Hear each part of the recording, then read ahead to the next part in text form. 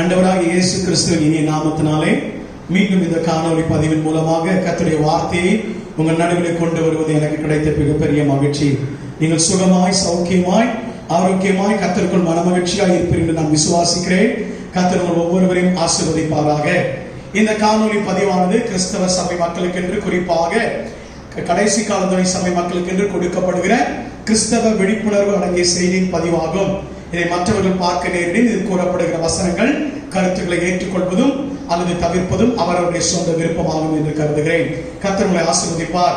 இந்த நாட்களிலே தொடர்ந்து சபைக்காக ஊக்கமாக ஜெபித்துக் கொள்ளுங்கள். வருகிற மாதத்திலே, செப்டம்பர் மாதத்திலாவது நம்முடைய சபைகள் திறக்கப்பட்டு ஆராதனைகள் துவக்கப்படத்தக்கதாய் தேவன் ஒரு வழிவாசலை திறந்தருளும்படிக்காக நீங்கள் யாவரும் சபைக்காக ஊக்கமாய் ஜெபித்துக் கொள்ளும்படி உங்களை அன்பாய் கேட்கிறேன். அது மாத்திரமல்ல, வாரந்தோறும் நம்முடைய சபை மூலமாக உபவாச ஜெபமானது நேரலையிலே தொடர்ந்து அது ஒளிபரப்பப்பட்டுக் கொண்டிருக்கிறது. ஒவ்வொரு வெள்ளிக்கிழமை தோறும் 6:30 மணி முதல் 8:30 மணி வரை அது ஒளிபரப்பாகிறது. ஆகையினாலே சபையார் எல்லா ஜெபங்களிலும் நீங்கள் இணைந்து எங்களோடு சேர்ந்து சபைக்காக, தேசத்திற்காக ஜெபிக்கும்படி உங்களை அன்பாய் கேட்கிறேன். கர்த்தர் உங்களை ஆசீர்வதிப்பார். இந்த வார கர்த்தருடைய வார்த்தைக்கு நேராக கடந்து போகலாம். வாசிக்கலாம். யாக்கோபு எழுதின நிருபம் 1ஆம் அதிகாரம் 4ஆம் வசனத்தை எடுத்தவரை சத்தமாய் வாசிக்கும்படி அன்பாய் கேட்கிறேன். யாக்கோபின் நிருபம் 1ஆம் அதிகாரம் 4ஆம் வசனம். நீங்கள் ஒன்றிலும் குறைவுள்ளவர்களாய் இராமல் பூரணராயும் நிறைவுள்ளவர்களாய் இருக்கும்படிக்கு போதுமானது. கண்களை மூடி ஒரு நிமிடம் எல்லாரும் கண்களை மூடி. நீங்கள் ஒன்றிலும் குறைவுள்ளவர்களாய் இராதபடிக்கு பூரணராயும் எல்லாவற்றிலும் நிறைவுள்ளவர்களாயும் இருக்கும்படிக்கு என்று யாக்கோபு எழுதுகிறார். சிதற இருக்கிற 12 கோத்திரத்தாருக்கு பொதுவாய் எழுதும்போது இயேசுவின் சகோதரனும் அவருடைய ஊழிய காரணமாக யாக்கோபு ஒரு குறைவில்லாமல் வாழ வேண்டும் என்று சொல்வதுதான் தேவனுடைய விருப்பம் என்று தேவ ஜனங்களுக்கு எழுதுவதை பார்க்கிறோம். இந்த கால நேரத்தில் கர்த்தரை துதித்து ஆராதித்து மிகுந்த எதிர்பார்ப்போடு காத்திருக்கிற என் அன்பு தேவ ஜனமே, கண்களை மூடி எல்லாரும் ஒரு நிமிஷம். நீங்கள் குறைவுகளை நிறைவாக்குகிற தேவன். ஆண்டவரே, இந்த மாதத்தில் கொடுத்த வாக்குத்தத்தத்தை நிறைவேற்றி கொண்டு வருகிறீர்.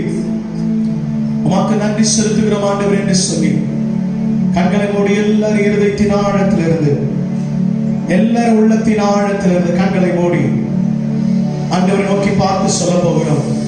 ஒரு நிமிடம் எல்லாரும் கண்களை மூடி. ஓ, உமக்கு நன்றி ராஜா, உமக்கு நன்றி.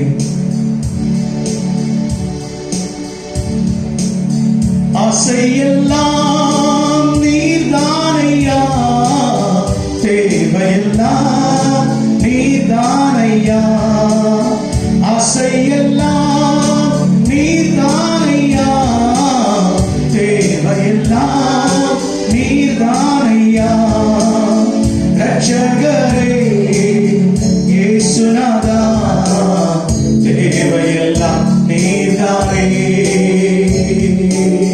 ரட்சகரே இயேசுநாதா, தேவையெல்லாம் நீர்தானே. ரட்சகரே இயேசுநாதா, தேவையெல்லாம் நீர்தானே. ரட்சகரே இயேசுநாதா, தேவையெல்லாம் நீர்தானே. உம்மை இல்லாமல் எனக்கு யாருண்டு? உம்மை தவிர விருப்பம் எது உண்டு? சொல்லலாம். உம்மை இல்லாமல் எனக்கு யாருண்டு? உம்மை தவிர விருப்பம் எது உண்டு? கரங்களை உயர்த்தி. ஆசையெல்லாம் நீர்தானையா, தேவையெல்லாம் நீர்தானையா. எங்கள் ஆசையெல்லாம் நீர்தானையா, தேவையெல்லாம்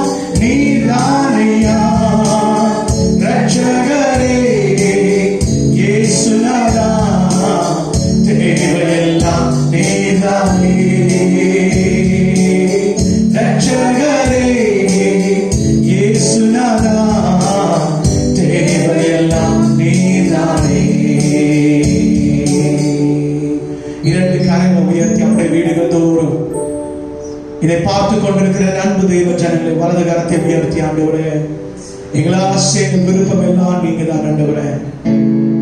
இந்த பூமியில ஒரு குறைவில்லாதபடி நாங்கள் வாழபடிக்கு விரும்புகிறேன். அதற்காக எங்களிடத்தில் காணப்படுகிற எல்லா தடைகளும் இந்த காலை நேரத்தில் நீர் உடைத்து போடுவீராக. உடைய வார்த்தை உடைய பிள்ளைகளுக்கு ஆசீர்வாதமாக்கி தாரும். பேசுகிற அடியாரை மறைத்து நீர் வெளிப்படும்படி காய்ச்சலிக்கிறேன். உடைய வார்த்தை அன்பரை தொனிக்க பண்ணும்படி காய்ச்சலிக்கிறேன். நல்ல நிலத்தில் விதைக்கப்பட்ட விதையாய் 30 அல்ல 60 அல்ல 100 தனையாய் கிரியை செய்ய நாங்கள் ஒருமனப்பட்டு ஜெபிக்கிறோம். எல்லா தடைகளையும் உடைய தெரியும். நீர் உடைய பிள்ளைகளோடு இடைபடும் இயேசுவின் மூலமா ஜெபிக்கிறோம் பிதாவே, ஆமென். மறுபடியும் அந்த வசனத்தை வாசிக்கும்படி அன்பாய் கேட்கிறேன். நீங்கள் ஒன்றிலும் குறைவுள்ளவர்களாய் இராதபடிக்கு பூரணராயும் நிறைவுள்ளவர்களாயும் இருக்கும்படி. போதுமானது. நிறைவுள்ளவர்களாய் இருக்கும்படிக்கு நமது ஆண்டவராகிய தேவன் தம்முடைய பிள்ளைகளை குறைவில்லாமல் ஆசீர்வதிக்கிற தேவன் என்று இந்த மாதம் முழுவதும் கர்த்தருடைய வார்த்தையை நாம் கேட்டுக்கொண்டு வருகிறோம். கடந்த 1ஆம் தேதியில இந்த மாத வாக்குத்தத்த வார்த்தை 1 சாமுவேல் 30ஆம் அதிகாரம் 19ஆம் வசனத்திலே நாம் வாசிக்க கேட்டது போல, தாவீது ஒன்று குறைவிடாமல் எல்லாவற்றையும் திருப்பிக் கொண்டான் என்று இந்த மாத கர்த்தர் நமக்கு வாக்கு கொடுத்த அந்த வார்த்தையின் பிரகாரம் ஒன்றிலும் குறைவில்லாதபடிக்கு தம்முடைய பிள்ளைகளை கர்த்தர் நிறைவாய் சம்பூர்ணமாய் ஆசீர்வதித்து நடத்துகிறவர் என்று நாம் கர்த்தருடைய வார்த்தையை தியானிக்க ஆரம்பித்தோம். பிரியமானவர்களே, அப்போஸ்தலனாகிய பவுல் பிலிப்பியருக்கு எழுதிய நிருபம் 4ஆம் அதிகாரம் 19ஆம் வசனத்தில் இப்படி சொல்லுகிறார், உங்கள் குறைவுகள் எல்லாம் கிறிஸ்து இயேசு தம்முடைய மகிமையிலே நிறைவாக்குவார் என்று சொல்லி. நம்முடைய குறைவுகள் வரும், நமக்கு குறைவுகள் வருவது உண்மைதான். ஆனாலும் அந்த குறைவுகளை தேவனாகிய கர்த்தர் நிறைவுகளாய், நிறையானவையாய், நிறைவான காரியங்களாய் நம்மை மாற்றி நடத்துகிறார். இந்த மாதம் முழுவதும் 1ஆம் தேதி முதற்கொண்டு தொடர்ந்து இந்த வார்த்தைகளை தியானிக்க கர்த்தர் உதவி செய்து கொண்டிருக்கிறார். நன்றாய் கவனிங்கள். முதல் வாரத்திலே இந்த காரியங்களை திரும்ப பெற்றுக் கொண்ட தாவீதுடைய இருதயம் எப்படிப்பட்டதாக இருந்தது என்று கர்த்தருடைய வார்த்தையை தியானித்தோம். 2வது மற்றும் 3ஆம் வாரத்திலே, அதாவது கடந்த வாரத்திலேயும், ஒரு தேவனுடைய பிள்ளை ஆவிக்குரிய வாழ்க்கையிலே குறைவுபட்டு போகக்கூடாத 4 காரியங்கள் எவை என்று சொல்லி கர்த்தருடைய வார்த்தையை தியானித்தோம். அதிலே முதலாவது அன்பு, 2வது காரியங்களை நீங்கள் பார்ப்பீங்க என்று சொன்னால் கர்த்தருக்குரிய காரியங்களில் அன்புள்ள காரியம், 2வது அபிஷேகத்திலே குறையக்கூடாது, 3வது விசுவாசத்திலே குறையக்கூடாது, 4வது தேவ ஞானத்திலே குறையக்கூடாது என்று சொல்லி 2வது 3வது வாரங்களிலே கர்த்தருடைய வார்த்தையை தியானித்தோம். அதோடு கூட இன்னொன்றை சேர்த்துக் கொள்ளுங்க. 5வதாய் ஒரு காரியத்தை சேர்த்துக் கொள்ளுங்க. அது என்ன? 1 கொரிந்தியர் 1ஆம் அதிகாரம் 7ஆம் வசனத்திலே அப்போஸ்தலனாகிய பவுல் இப்படி சொல்லுகிறார், வாசிங்கள். அப்படியே நீங்கள் யாதொரு வரத்திலும் குறைவில்லாதபடிக்கு, ஒரு தேவ பிள்ளை, ரட்சிக்கப்பட்ட அபிஷேகம் பண்ணப்பட்ட தேவனுடைய பிள்ளை குறைந்து போகக்கூடாது. 5வது ஒரு காரியம், யாதொரு வரத்திலும் குறைவில்லாதபடிக்கு என்று சொல்லி, வரங்களிலே கூட நாம் நிறைவு பெற்றவர்களாய், நிறைவுள்ளவர்களாய் காணப்பட வேண்டும் என்பதுதான் தேவனுடைய விருப்பமாய் இருக்கிறது. பிரியமானவர்களே, தொடர்ந்து இந்த 5வது வாரத்திலே கூட, இந்த 5வது வாரத்திலேயும் கர்த்தருடைய வார்த்தை நாம் தொடர்ந்து தியானிக்க இருக்கிறோம். இந்த வாரத்திலேயும் கர்த்தருடைய வார்த்தை நாம் தியானிக்க இருக்கிறோம். பிரியமான கர்த்தருடைய பிள்ளைகளே, நம்முடைய வாழ்க்கையில நிறைவாய் ஆசீர்வதிக்கிற தேவன். நீங்கள் நன்றாய் பார்ப்பீங்க என்று சொன்னால், நீங்கள் நன்றாய் வேதாகமத்தை கவனித்து பார்ப்பீங்க என்று சொன்னால், வேதாகமத்தின் முதல் துவக்கமாகிய அந்த ஏதேன் தோட்டத்திலே கர்த்தர் மனிதனை உருவாக்கின பொழுது அவனுக்கென்று எல்லா காரியங்களையும் உருவாக்கி பரிபூர்ணமாய் சம்பூர்ணமாய் உருவாக்கி அவனுடைய கரத்திலே கொடுத்தார். நீங்கள் வாசித்து பாருங்கள். 1ஆம் அதிகாரத்திலே ஒன்றிலும் அவனுக்கு குறைவு வைக்கவில்லை. அவனை உருவாக்குவதற்கு முன்பதாகவே, இந்த பூமியிலே மனிதனை கொண்டு வருவதற்கு முன்பதாகவே தேவனாகிய கர்த்தர் அவனுக்கு தேவையான எல்லா காரியத்தையும் உருவாக்கி கொடுத்தார் என்று சொல்லி பார்க்கிறோம். வேதத்தின் துவக்கத்திலே மாத்திரமல்ல, இந்த உலகத்தின் முடிவை குறித்து வேதம் சொல்லும் பொழுதும், இந்த உலகத்தின் மனிதனுடைய முடிவையும் உலகத்தின் முடிவை குறித்து வேதாகம் எழுதி வைக்கும் பொழுதும் வெளிப்படுத்தின விசேஷத்தில் வாசித்து பாருங்கள் என்று சொன்னால், பார்ப்பீர்கள் என்று சொன்னால், கர்த்தர் புதிய வானத்தையும் புதிய பூமியையும் உருவாக்கி அங்கே மனிதனை வைக்கிறார் என்று சொல்லி பார்க்கிறோம். பிரியமானவர்களே, குறைவுள்ள வாழ்க்கை என்பது தேவன் விரும்பாத ஒன்று. ஆவிக்குரிய வாழ்க்கையானாலும் இம்மைக்குரிய ஒரு காரியமானாலும் நாம் நிறைவு பெற்றவர்களாய் வாழ வேண்டும் என்பதுதான் கர்த்தருடைய விருப்பமாய் இருக்கிறது. ஆகையினால தான் இங்கு தேவ பிள்ளைகளுக்கு யாக்கோபு எழுதும் பொழுது இப்படி எழுதுகிறார், நீங்கள் ஒன்றிலும் குறைவில்லாதபடிக்கு என்று சொல்லி, குறைவுள்ளவர்களாய் இராதபடிக்கு என்று எழுதவில்லை, ஒன்றிலும் குறைவிடாது என்று சொல்லி எழுதுகிறதை பார்க்க முடியும். அப்படி என்று சொன்னால் ஒரு தேவ பிள்ளை எல்லா காரியத்திலும் நிறைவான காரியத்தை பெற்று அனுபவிப்பதுதான் தேவனுடைய விருப்பமும் தேவனுடைய சித்தமுமாய் இருக்கிறது. அல்லேலூயா. நல்ல கரங்களை வைத்து சொல்லுங்க அல்லேலூயா. நீங்க வேதாகமத்திலே இந்த இடைப்பட்ட சம்பவங்களை நீங்கள் பார்க்கணும்னு சொன்னால், ஆண்டவராகிய தேவன் எகிப்திலிருந்து தம்முடைய ஜனத்தை, இஸ்ரவேல் ஜனத்தை அடிமைத்தனத்திலிருந்து கொண்டு வருகிறார். அவர்களை கொண்டு மீட்டுக் கொண்டு வரும்பொழுது கூட அவர்களுக்கு கொடுக்கிற வாக்குத்தத்தங்களை பாருங்கள். நியாயாதிபதிகளின் புஸ்தகம் 18ஆம் அதிகாரம் 10ஆம் வசனத்தை வாசிக்கும்படி அன்பாய் கேட்கிறேன். நியாயாதிபதிகள் 18ஆம் அதிகாரம் 10ஆம் வசனம். நீங்கள் அங்கே சேரும்போது, நீங்கள் வாக்குத்தத்தம் பண்ணப்பட்ட தேசத்தில் சேரும் பொழுது சுகமாய் குடியிருக்கிற ஜனங்களிடத்தில் சேருவீர்கள். அந்த தேசம், நல்ல கவனிங்க, அந்த தேசம் விசாலமாய் இருக்கிறது. தேவன் அதை உங்கள் கையில் ஒப்பு கொடுத்தார். அது பூமியில் உள்ள சகல வஸ்துவும் குறைவில்லாமல் இருக்கிற இடம் என்றார். எப்படிப்பட்ட இடம் என்றாரா? குறைவில்லாத இடம் என்று சொன்னார். ஆண்டவர் வாக்குத்தத்தம் பண்ணி தம்முடைய பிள்ளைகளை கூட்டி சேர்ப்பேன் என்று சொன்னார். அந்த கானான் தேசத்திலே அவளை கொண்டு போய் சேர்க்கும் பொழுது ஆண்டவர் சொல்லுகிறார், அந்த பூமி, அந்த தேசமானது, அந்த வாக்குத்தத்தம் பண்ணப்பட்ட தேசமானது எப்படிப்பட்ட என்று சொன்னால், பூமியில் உள்ள ஒரு வஸ்துக்களும் குறைவில்லாமல் காணப்படுகிற இடம். அல்லேலூயா, அல்லேலூயா. மேலும் நீங்கள் வாசித்து பாருங்கள். உபாகமத்தின் புஸ்தகம் 8ஆம் அதிகாரம் 9ஆம் வசனத்தில் ஆண்டவர் சொல்லும் பொழுது இப்படி சொல்லுகிறார், வாசிங்கள். அது தாட்சி இல்லாமல் அப்பம் புசிக்கத்தக்கது ஒன்று உனக்கு குறைவுபடாததுமான தேசமாக இருக்கிறது. அல்லேலூயா. எப்படிப்பட்ட தேசத்தை கர்த்தர் நமக்கு வாக்கு கொடுக்கிறாரா? குறைவுபடாத தேசத்தை தான் கர்த்தர் வாக்கு கொடுக்கிறார். பிரியமான தேவ ஜனங்களே, இன்றைக்கு நம்மை தேவன் குறைவில்லாத வாழ்க்கை வாழும்படிக்குத்தான் அழைத்திருக்கிறார். குறைவில்லாத ஒரு வாழ்க்கையை வாழும்படிக்குத்தான் கர்த்தர் உங்களை மென்னையும் தெரிந்தெடுத்து அபிஷேகித்து உங்களை முன்னே கர்த்தர் பாதுகாத்து வழிநடத்தி கொண்டு வருகிறார். பாருங்க, ஆண்டவர் பூமியில் உள்ள சகல வஸ்துக்களையும் ஆசீர்வாதத்தை மாத்திரமல்ல, நம்முடைய சரீரத்தை கூட பூரணமாய் ஆசீர்வதிக்கிற கர்த்தர், நம்முடைய பலனை கூட கர்த்தர் பூரணப்படுத்துகிறவர் என்று வேதம் சொல்லுகிறது. இன்னைக்கு ஒருவேளை இந்த கொரோனா கிருமி நம்மை அழித்து விடுமோ, நம்மை பாதித்து விடுமோ, இந்த தொற்று நமக்கு வந்து விடுமோ, இந்த கொரோனா தொற்று மாத்திரமல்ல, இனி பூமிக்குள்ள வரப்போகிற எந்த கொள்ளை நோய்க்கும் நீங்களும் நானும் விதிவிலக்குதான். அல்லேலூயா. கர்த்தர் தம்முடைய பிள்ளைகளை பறந்து காக்கும் பட்சிகளைப் போல பாதுகாப்பார் என்பதில் எந்த விதமான சந்தேகம் இல்லை. அல்லேலூயா. பயப்படாதீங்க. உங்களுடைய பலன், என்னுடைய பலன் குன்றி போகாது, குறைந்து போகாது. அல்லேலூயா. பாருங்க, மோசே அவன் மரிக்கிற தருவாய் வருகிறது, அவன் பூமி விட்டு கடந்து போகிற நேரம் வருகிறது. அப்பொழுது அவனை குறித்து வேதம் சொல்லுகிறது. உபாகமத்தின் புஸ்தகம் 34ஆம் அதிகாரம் 7ஆம் வசனத்தை வாசியுங்கள். மோசே மரிக்கிற பொழுது 120 வயதா இருந்தான். எத்தனை வயசா இருந்தானா? 120 வயது உடையவனாய் மரித்தான். வாசிங்க. அவன் கண் இருள் அடையவும் இல்லை, அவன் பலன் குறைவுபடவில்லை. அல்லேலூயா. 120 வயசு வரைக்கும் கர்த்தர் நியமித்த நாட்கள் வரைக்கும் வாழ்ந்தான். அவனுடைய பலன் என்ன பண்ண? குறைந்து போகவில்லை. எனக்கு அன்பான தேவ ஜனமே, வருஷங்கள் தேவன் நமக்கு நியமிக்கிற ஒரு காரியம். பலத்தின் மிகுதினால் 80 வருஷம். ஒருவேளை இந்த பூமியில ஒரு மனிதன் 80 வயசு வரைக்கும் தான் வாழணும்னு உங்களுக்கு எனக்கு கர்த்தர் திட்டம் வைத்திருந்தா, கர்த்தர் வருகை தாமதிக்குன்னா, கர்த்தருக்கு சித்தமானால் அவருடைய வருகை தாமதிக்கும் என்று சொன்னால், நாம 80 வயது வரைக்கும் இந்த பூமியில வாழ்வோம் என்று சொன்னால் கவலைப்படாதீங்க, ஒரு நோய் அணுகாது, ஒரு பலனு குன்றி போகாது. அல்லேலூயா. கர்த்தர் மோசேக்கு பலப்படுத்தினது போல, அவன் பலன் குறையாதது போல, இன்றைக்கு உங்களுடைய பலனையும் என்னுடைய பலனை கர்த்தர் பலப்படுத்துவதற்கு, குறையாமல் காத்துக் கொள்வதற்கு போதுமானவர். அல்லேலூயா. நாம் வாழ்கிற தேசத்தை நிறைவாய் ஆசீர்வதிக்கிறவர், நம்முடைய சரீரத்தை நிறைவாய் ஆசீர்வதிக்கிறவர். மேலும் அப்போஸ்தலர் நடவடிக்கை நமக்கு எல்லாருக்கும் தெரிந்த வசனம், ஆண்டவர் தம்மை பின்பற்றி வந்த சீஷரை பார்த்து சொல்லுகிறார், அவர்களில் ஒருவனுக்கும் ஒன்று, அவன் தனக்குரிய எல்லா காரியத்திலையும், ஆண்டவர் நமக்குரிய எல்லா காரியத்திலையும் ஒரு குறைவில்லாதபடி நம்மை ஆசீர்வதிக்கிறோம். அப்போஸ்தலர் 4ஆம் அதிகாரம் 35ஆம் வசனத்தை வாசிக்கிறோம். அவர்களில் ஒருவனுக்கும் ஒன்று குறைவாக இருந்ததில்லை. அதுக்கு முன்னாடி தான் சொல்றது, எல்லாவற்றையும் விற்று கொண்டு வந்து அப்போஸ்தலருடைய பாதத்திலே வைத்தார்கள். அல்லேலூயா, அல்லேலூயா.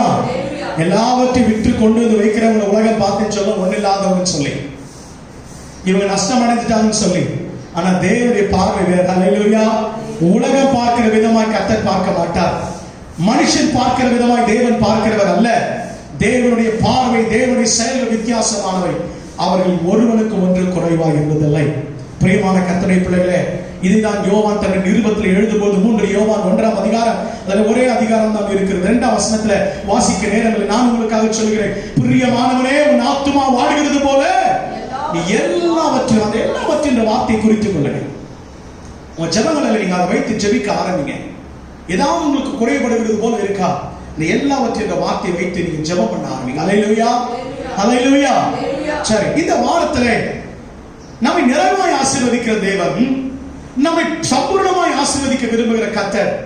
ஆனாலும் நம்முடைய வாழ்க்கையிலே சில குறைவுகள் இருக்கதான் செய்கிறது, சில குறைவுகள் வரத்தான் செய்கிறது. ஏன் இந்த குறைவு? இன்னைக்கு உங்கள் மத்தியிலே நான் பேசும்படிக்கு எடுத்துக்கொண்ட தலைப்பு, குறைவு உண்டாவதற்கான 4 காரியங்கள். தேவனுடைய பிள்ளைகளுடைய வாழ்க்கையிலே குறைவு ஏற்படுவதற்கான, எப்போதுமே நம்ம பாசிட்டிவான காரியத்தை பார்த்துக்கிட்டு போயிட்டு இருந்தா நமக்கு அது நன்றா இருக்கிறது. நேர்மறையான காரியத்தை மாத்திரம் அல்ல, எதிர்மறையான காரியத்தை நாம் சிந்தித்து நாம் ஆராய்வோம் என்று சொன்னால் அது நம்முடைய இருதயத்தில் லகுவாக பதியும். எப்படி வாழ வேண்டும் என்று சொல்லிக் கொடுக்கிற வேதம் எப்படி நாம் இருக்கக்கூடாது என்பதையும் சொல்ல மறக்கவில்லை என்பதை நீங்களும் நானும் அறியாமல் இருக்கக்கூடாது. அல்லேலூயா, அல்லேலூயா. நம்முடைய வாழ்க்கையிலே கர்த்தர் கொடுக்கிற நிறைவை தடை செய்கிற 4 காரியங்கள். நம்முடைய வாழ்க்கையிலே தேவன் நம்மை நிறைவாய் ஆசீர்வதிக்க விரும்புகிறார். ஆனாலும் நம்முடைய வாழ்க்கையில குறைவை ஏற்படுத்துகிற ஒரு 4 காரியம். எதெல்லாம் நம்முடைய வாழ்க்கையில குறைவை உண்டாக்குகிறது? 4 காரியத்தை வேதாகமத்தின் அடிப்படையில், வசனத்தின் அடிப்படையில் உங்களுக்கு காண்பித்துக் கொடுக்க போகிறேன். முதலாவது வாசிக்கலாமா? முதல் காரியம், நம்முடைய வாழ்க்கையிலே குறைவை உண்டாக்குகிற, எப்பொழுது நம்முடைய வாழ்க்கையிலே குறைவு உண்டாகும்? முதல் காரியம் வாசிக்கலாம். உபாகமத்தின் புத்தகம் 28ஆம் அதிகாரம் 47 48 வசனங்கள் வாசிக்கும்படி அன்பா கேட்கிறேன். சகலமும் பரிபூர்ணமாய் எல்லாரும் திருப்பிக் கொள்ளுங்க. உபாகமம் 28ஆம் அதிகாரம் 47 48 வசனம் இப்பொழுது வாசிங்க. சகலமும் பரிபூர்ணமாய் இருக்கையில் நீ மனமகிழ்ச்சியோடு களிப்போடு தேவனாகிய கர்த்தரை சேவியாமல் போனது நிமித்தம் சகலமும் குறைவுபட்டு போதுமானது. சகலமும் என்ன ஆயிட்டு? அந்த வசனத்தை சொல்லுங்க எல்லாரும். சகலமும் குறைபட்டு. எப்பொழுது சகலமும் குறைபட்டு தெரியுமா? எப்பொழுது சகலம் குறைபட்டு தெரியுமா? வசனத்தை வாசிங்களா? வசனத்தை கவனிச்சிங்களா? அடிக்கடி வாசிச்சு போற வசனம் அல்ல, அடிக்கடி நம்ம வாசிக்கிற பகுதி தான். அடிக்கடி உபாகமம் 28 ரொம்ப ஆசீர்வாதமான ஒரு ஆசீர்வாதங்களையும் பிறகு சாபங்களையும் கொடுக்கிறதான நாம எல்லாரும் மனப்பாடமா, சில நேரத்தில் சில வசனங்கள் உபாகமம் 28 நம்ம மனப்பாடமா சொல்லி ஜெபிப்போம். பாருங்க, வசனம் சொல்லுகிறது, நீ சம்பூர்ணமாய் வாழ்ந்திருக்கையில், நீ பூரணப்பட்டிருக்கையில், அந்த வசனத்தை கவனிங்க, நல்லா கவனிங்க. சகலமும் பரிபூர்ணமாய் இருக்கையில் நீ மனமகிழ்ச்சியோடு களிப்போடு உன் தேவனாகிய கர்த்தரை சேவியாமல் போனது நிமித்தம். அல்லேலூயா. கர்த்தரை தேடாமல் போயிட்ட, கர்த்தரை தேடாமல் போயிட்டு மாத்திரம் வேற சொல்லல. அவர் எப்படி தேடலைனா, எப்படி தேடல? மனமகிழ்ச்சியோடு களிப்போடு சந்தோஷத்தோடு. முதலாவது, ஒரு தேவ பிள்ளைகளுடைய வாழ்க்கையில் எப்பொழுது குறை உண்டாகும் தெரியுமா? நிறைவாய் வாழ்ந்திருக்கும் பொழுது, கர்த்தரை நினைக்காத பொழுது. இப்படி எழுதி கொள்ளுங்க. வாழ்ந்திருக்கும் பொழுது நாம் தேவனை நினையாமல் அல்லது சேவியாமல் போனால் நம்முடைய வாழ்க்கையிலே குறைவு உண்டாகும். முதல் காரியம். அல்லேலூயா. எப்பொழுது குறை உண்டாகும்? எப்பொழுது குறை உண்டாகும்? நம்ம வாழ்ந்திருக்கும் போது, நல்லா இருக்கும் போது, நம்முடைய வாழ்க்கையில எல்லாம் நம்மை சுற்றி இருக்கும் போது, கர்த்தர் நம்மை நிறைவாய் ஆசீர்வதித்து இருக்கும் பொழுது, கர்த்தர் நமக்கு வருமானத்தை கொடுக்கும் பொழுது, கர்த்தர் நமக்கு சகலவித நன்மைகளை வருஷிக்க பண்ணும் பொழுது, நன்மையினால் நம்மை திருப்தியாக்கும் பொழுது, எல்லாவற்றிலும் கர்த்தர் நம்மை போஷித்து திருப்தியாக்கி நடத்தும் பொழுது, நாம் யாரை சேவிக்க மறக்க கூடாதா? கர்த்தரை சேவிக்க மறக்க கூடாது. ஆம் பிரியமான தேவ ஜனமே, நம்முடைய வாழ்க்கையில கர்த்தரை எந்த காலத்திலும் மறக்க கூடாது, எந்த காலத்திலும் நினையாமல் போகக்கூடாது. வேதம் அழகாய் சொல்லுகிறது, நீ சம்பூர்ணமா இருக்கே, மனமகிழ்ச்சியோடு களிப்போடு கர்த்தரை சேவியாமல் போயிட்ட. இன்னைக்கு நம்முடைய வாழ்க்கையில, அநேகருடைய வாழ்க்கையில சம்பூர்ணம் இருக்குன்னு சொன்னா, ஆசீர்வாதம் இருக்குன்னு சொன்னா கர்த்தரை தேட மாட்டோம். மாறாக என்ன சொல்லும் தெரியுமா? எனக்கு என் வேலை இருக்கு, நல்ல வருமானம் இருக்கு, கர்த்தர் என் குடும்பத்தை ஆசீர்வச்சிருக்கிறாரு, என் வியாபாரத்தை ஆசீர்வச்சிருக்காரு, எனக்கு ஒரு குறையும் இல்லை, நான் ஏன் கர்த்தரை தேடணும்? இன்னைக்கு நிறைய பேருடைய வார்த்தை. ஏனையா சபைக்கு வரமாட்டேன்றீங்க, ஏழை ஆண்டவர் ஏற்றுக்கொள்ளவில்லை. சகோதரி, ஏன் கர்த்தரை தேடல? வாலிப பிள்ளைய, தம்பிய, தங்கச்சி, ஏன் கர்த்தரத்தில் வர மாட்டேன்? எனக்கு என்ன குறை இருக்கு பாஸ்டர்? எனக்கு ஒரு குறையும் இல்லை, அதனால நான் யாரும் தேட வேண்டிய அவசியம் இல்லை. நீங்க நிறைய பேருடைய என்ன தெரியுமா, குறைவு உண்டானதான் கர்த்தரை தேடணும்னு நினைக்கிறோம். ஆனா வேதம் நமக்கு சொல்லி கொடுக்கிற ஒரு காரியம், நீ கர்த்தரை தேடாமல் போனினாதான் உன் வாழ்க்கையில் என்ன ஏற்படும்? குறைவு ஏற்படும் என்பதை நீங்கள் நானும் மறந்து போக கூடாது. இன்றைக்கு அநேகர் இதை உணர்வதில்லை, இன்னைக்கு அநேகர் இதை ஏற்றுக்கொள்வதில்லை. நான் ஏன் தேவனை தேட? எனக்கு நல்ல வேலை, வருமானம், என்னை சுற்றிலும் எல்லாருக்கும் எனக்கு நல்ல பலன் இருக்கு, நான் இள வயது உள்ளவனா இருக்கிறேன், எனக்கு ஒரு குறையும் இல்லை. ஆண்டவர் அன்றைக்கு அந்த மனிதனை பார்த்து ஓமையில சொல்லும் பொழுது சொல்றார், ஒரு மனுஷனுடைய நிலம் நன்றாய் விளைந்துதான், அவன் நினைத்ததை விட நன்றாய் விளைந்தது. அவன் என்ன செய்திருக்கணும்? நன்றாய் கர்த்தர் கொடுத்தார், ஸ்தோத்திரம். இது கர்த்தர் குறையாமல் காத்துக்கொள்ளணும், இது ஏழைகளுக்கு நான் கொடுப்பேன், எனக்கு போக ஏழைகளுக்கு கொடுப்பேன்னு சொல்லி அவன் அப்படி நினைக்கிறதுக்கு பதிலாக அவன் என்ன நினைச்சா தெரியுமா? தன் ஆத்மாவை பார்த்து சொன்னான், நீ வாழ்ந்து சுகமாறு, உனக்கு இனிமேட்டு குறை இல்லை, உனக்கு இனிமேட்டு என்ன கிடையாது, பஞ்சம் கிடையாது, சாப்பாட்டு குறைய கிடையாது, ஆகார குறைய கிடையாதுன்னு. இந்த கொரோனா கிருமிக்கு கற்றுக் கொடுத்திருக்கிற ஒரு பாடம் என்ன தெரியுமா? என்ன பாடம் தெரியுமா நமக்கு கற்றுக் கொடுத்திருக்கிறது? எது அத்தியாவசியமோ, எவ்வளவு தேவையோ அவ்வளவுதான் ஒரு மனுஷனுக்கு. அல்லேலூயா, அல்லேலூயா. எனக்கு ஒரு நண்பர், எனக்கு ஒரு ஊழியக்காரர் வாட்ஸ்அப்ல செய்தி அனுப்பிட்டு இருந்தார். அது ஏப்ரல் மாதத்துல எனக்கு ஒரு வாட்ஸ்அப்ல ஒரு செய்தி வந்தது. கொரோனா என்று சொல்லி, ஊரடங்கு என்று சொல்லி அறிவித்த உடனே ஜனங்கள் எல்லாரும் யாரும் நகைக்கடைக்கு ஓடலையா? எங்க ஓடல? ஆமா, நகை வாங்குறது யாரும் போல, வாஷிங் மிஷின், ஃப்ரிட்ஜ், டிவி வாங்குறது யாரும் போல, ஷேர் மார்க்கெட்ல இன்வெஸ்ட்மெண்ட் பண்ண போல. எல்லாரும் எங்க ஓடினாங்க தெரியுங்களா? அரிசி பருப்பு வாங்க போனாங்களாம், அத்தியாவசியமான காரியத்தை வாங்க போனாங்களாம், அத்தியாவசியமான தேவைகளை சந்திக்க போனாங்களாம். பிரியமானவர்களே, இன்னைக்கு நாம் சம்பூர்ணமாய் வாழ்ந்திருக்கிற கர்த்தரை தேட நாம மறக்கிறோம். சம்பூர்ணமாய் கர்த்தர் நமக்கு கொடுத்திருக்கிற ஆசீர்வாதத்தின் மத்தியிலே தேவனை துதிக்க, ஆராதிக்க மறக்கிறோம். யோசித்து பாருங்க, சபை திறக்கப்பட்டிருந்த நாட்களை, சம்பூர்ணமாய் வந்து கர்த்தரை ஆராதித்து போன நேரங்களை கொஞ்சம் உங்கள் வாழ்க்கையை யோசித்து பாருங்க. நம்ம இஷ்டம் போல ஆலயத்துக்கு வருவது, நம்ம இஷ்டம் போல நம்ம எழுந்து போவது, நம்ம விருப்பப்பட்ட நேரத்தில் நம்ம விருப்பப்பட்ட காரியங்களை சபைக்குள்ளே செய்வது, அப்படிதான் இருந்தோம்ல, அப்படிதான் வாழ்ந்து கொண்டிருந்தோம். இப்ப ஆண்டவர் என்ன பண்ணிட்டாரு? குறைவுபட வச்சுட்டாரு நம்மளை. இது ஒரு விதமான குறைவு. கர்த்தரை வந்து ஆலயத்தில் நின்று ஆராதிக்க முடியும்னா அதை விட குறைவு வேற என்ன நினைக்கிறீங்க நீங்க? வருமான குறைவு அதெல்லாம் ஒன்றும் கிடையாது, அதெல்லாம் ஒரு பெரிய விஷயமே கிடையாது. கர்த்தர் அதை எப்போது வரை நமக்கு நிறைவாக்குவார், ஆசீர்வதிப்பார். ஆனா ஆவிக்குரிய வாழ்க்கையில் இன்னைக்கு குறைபட்டு காணப்படுகிறோமே, காரணம் என்ன? சம்பூர்ணமாய் கர்த்தர் நமக்கு வாய்ப்பை கொடுக்கும் போது நம்ம கர்த்தரை தேடலையே, சம்பூர்ணமாய் நம்மை ஆசீர்வதித்திருக்கும் பொழுது நம்முடைய நேரத்தை கர்த்தருக்கு கொடுக்கவில்லையே, நம்முடைய தாழ்வுகளை கர்த்தருக்கு பயன்படுத்தவில்லையே. இன்றைக்கு முழங்கால் படி போட்டு முட்டி போட்டு நாம என்ன பண்றோம்? இன்னைக்கு முட்டி முட்டி ஜெபம் பண்றோம் வீடுகள்ல. ராத்திரி ஜெபம், காலையில ஜெபம், மதியான ஜெபம். அம்மா, ஐயா, வாலிப தம்பியே, தங்கச்சியே, நீ வாழ்ந்திருக்கும் போது ஜெபித்தாயா? கொரோனா கிருமி இல்லாத நாட்கள்ல கர்த்தரை தேர்ந்தாயா? வேலை வேலை வேலை வேலை, 24 மணி நேரமும் சம்பாத்தியம், 24 மணி நேரமும் குடும்பத்தை குறித்து அக்கறை இல்லை, கர்த்தரை குறித்து அக்கறை இல்லை, சொந்த அலுவலர்களிலே முக்கியத்துவம் காட்டினோம். இன்றைக்கு குறைபட்டு உட்கார்ந்து நீங்க உட்கார்ந்து இருக்கிற நேரத்துல, அதுதான் ஒரு பழமொழி சொல்லுவாங்க, கண்ணெல்லாம் கெட்ட பிறகுதான் கடவுளை நமஸ்கரிப்பாங்க. எது கெட்ட பிறகு?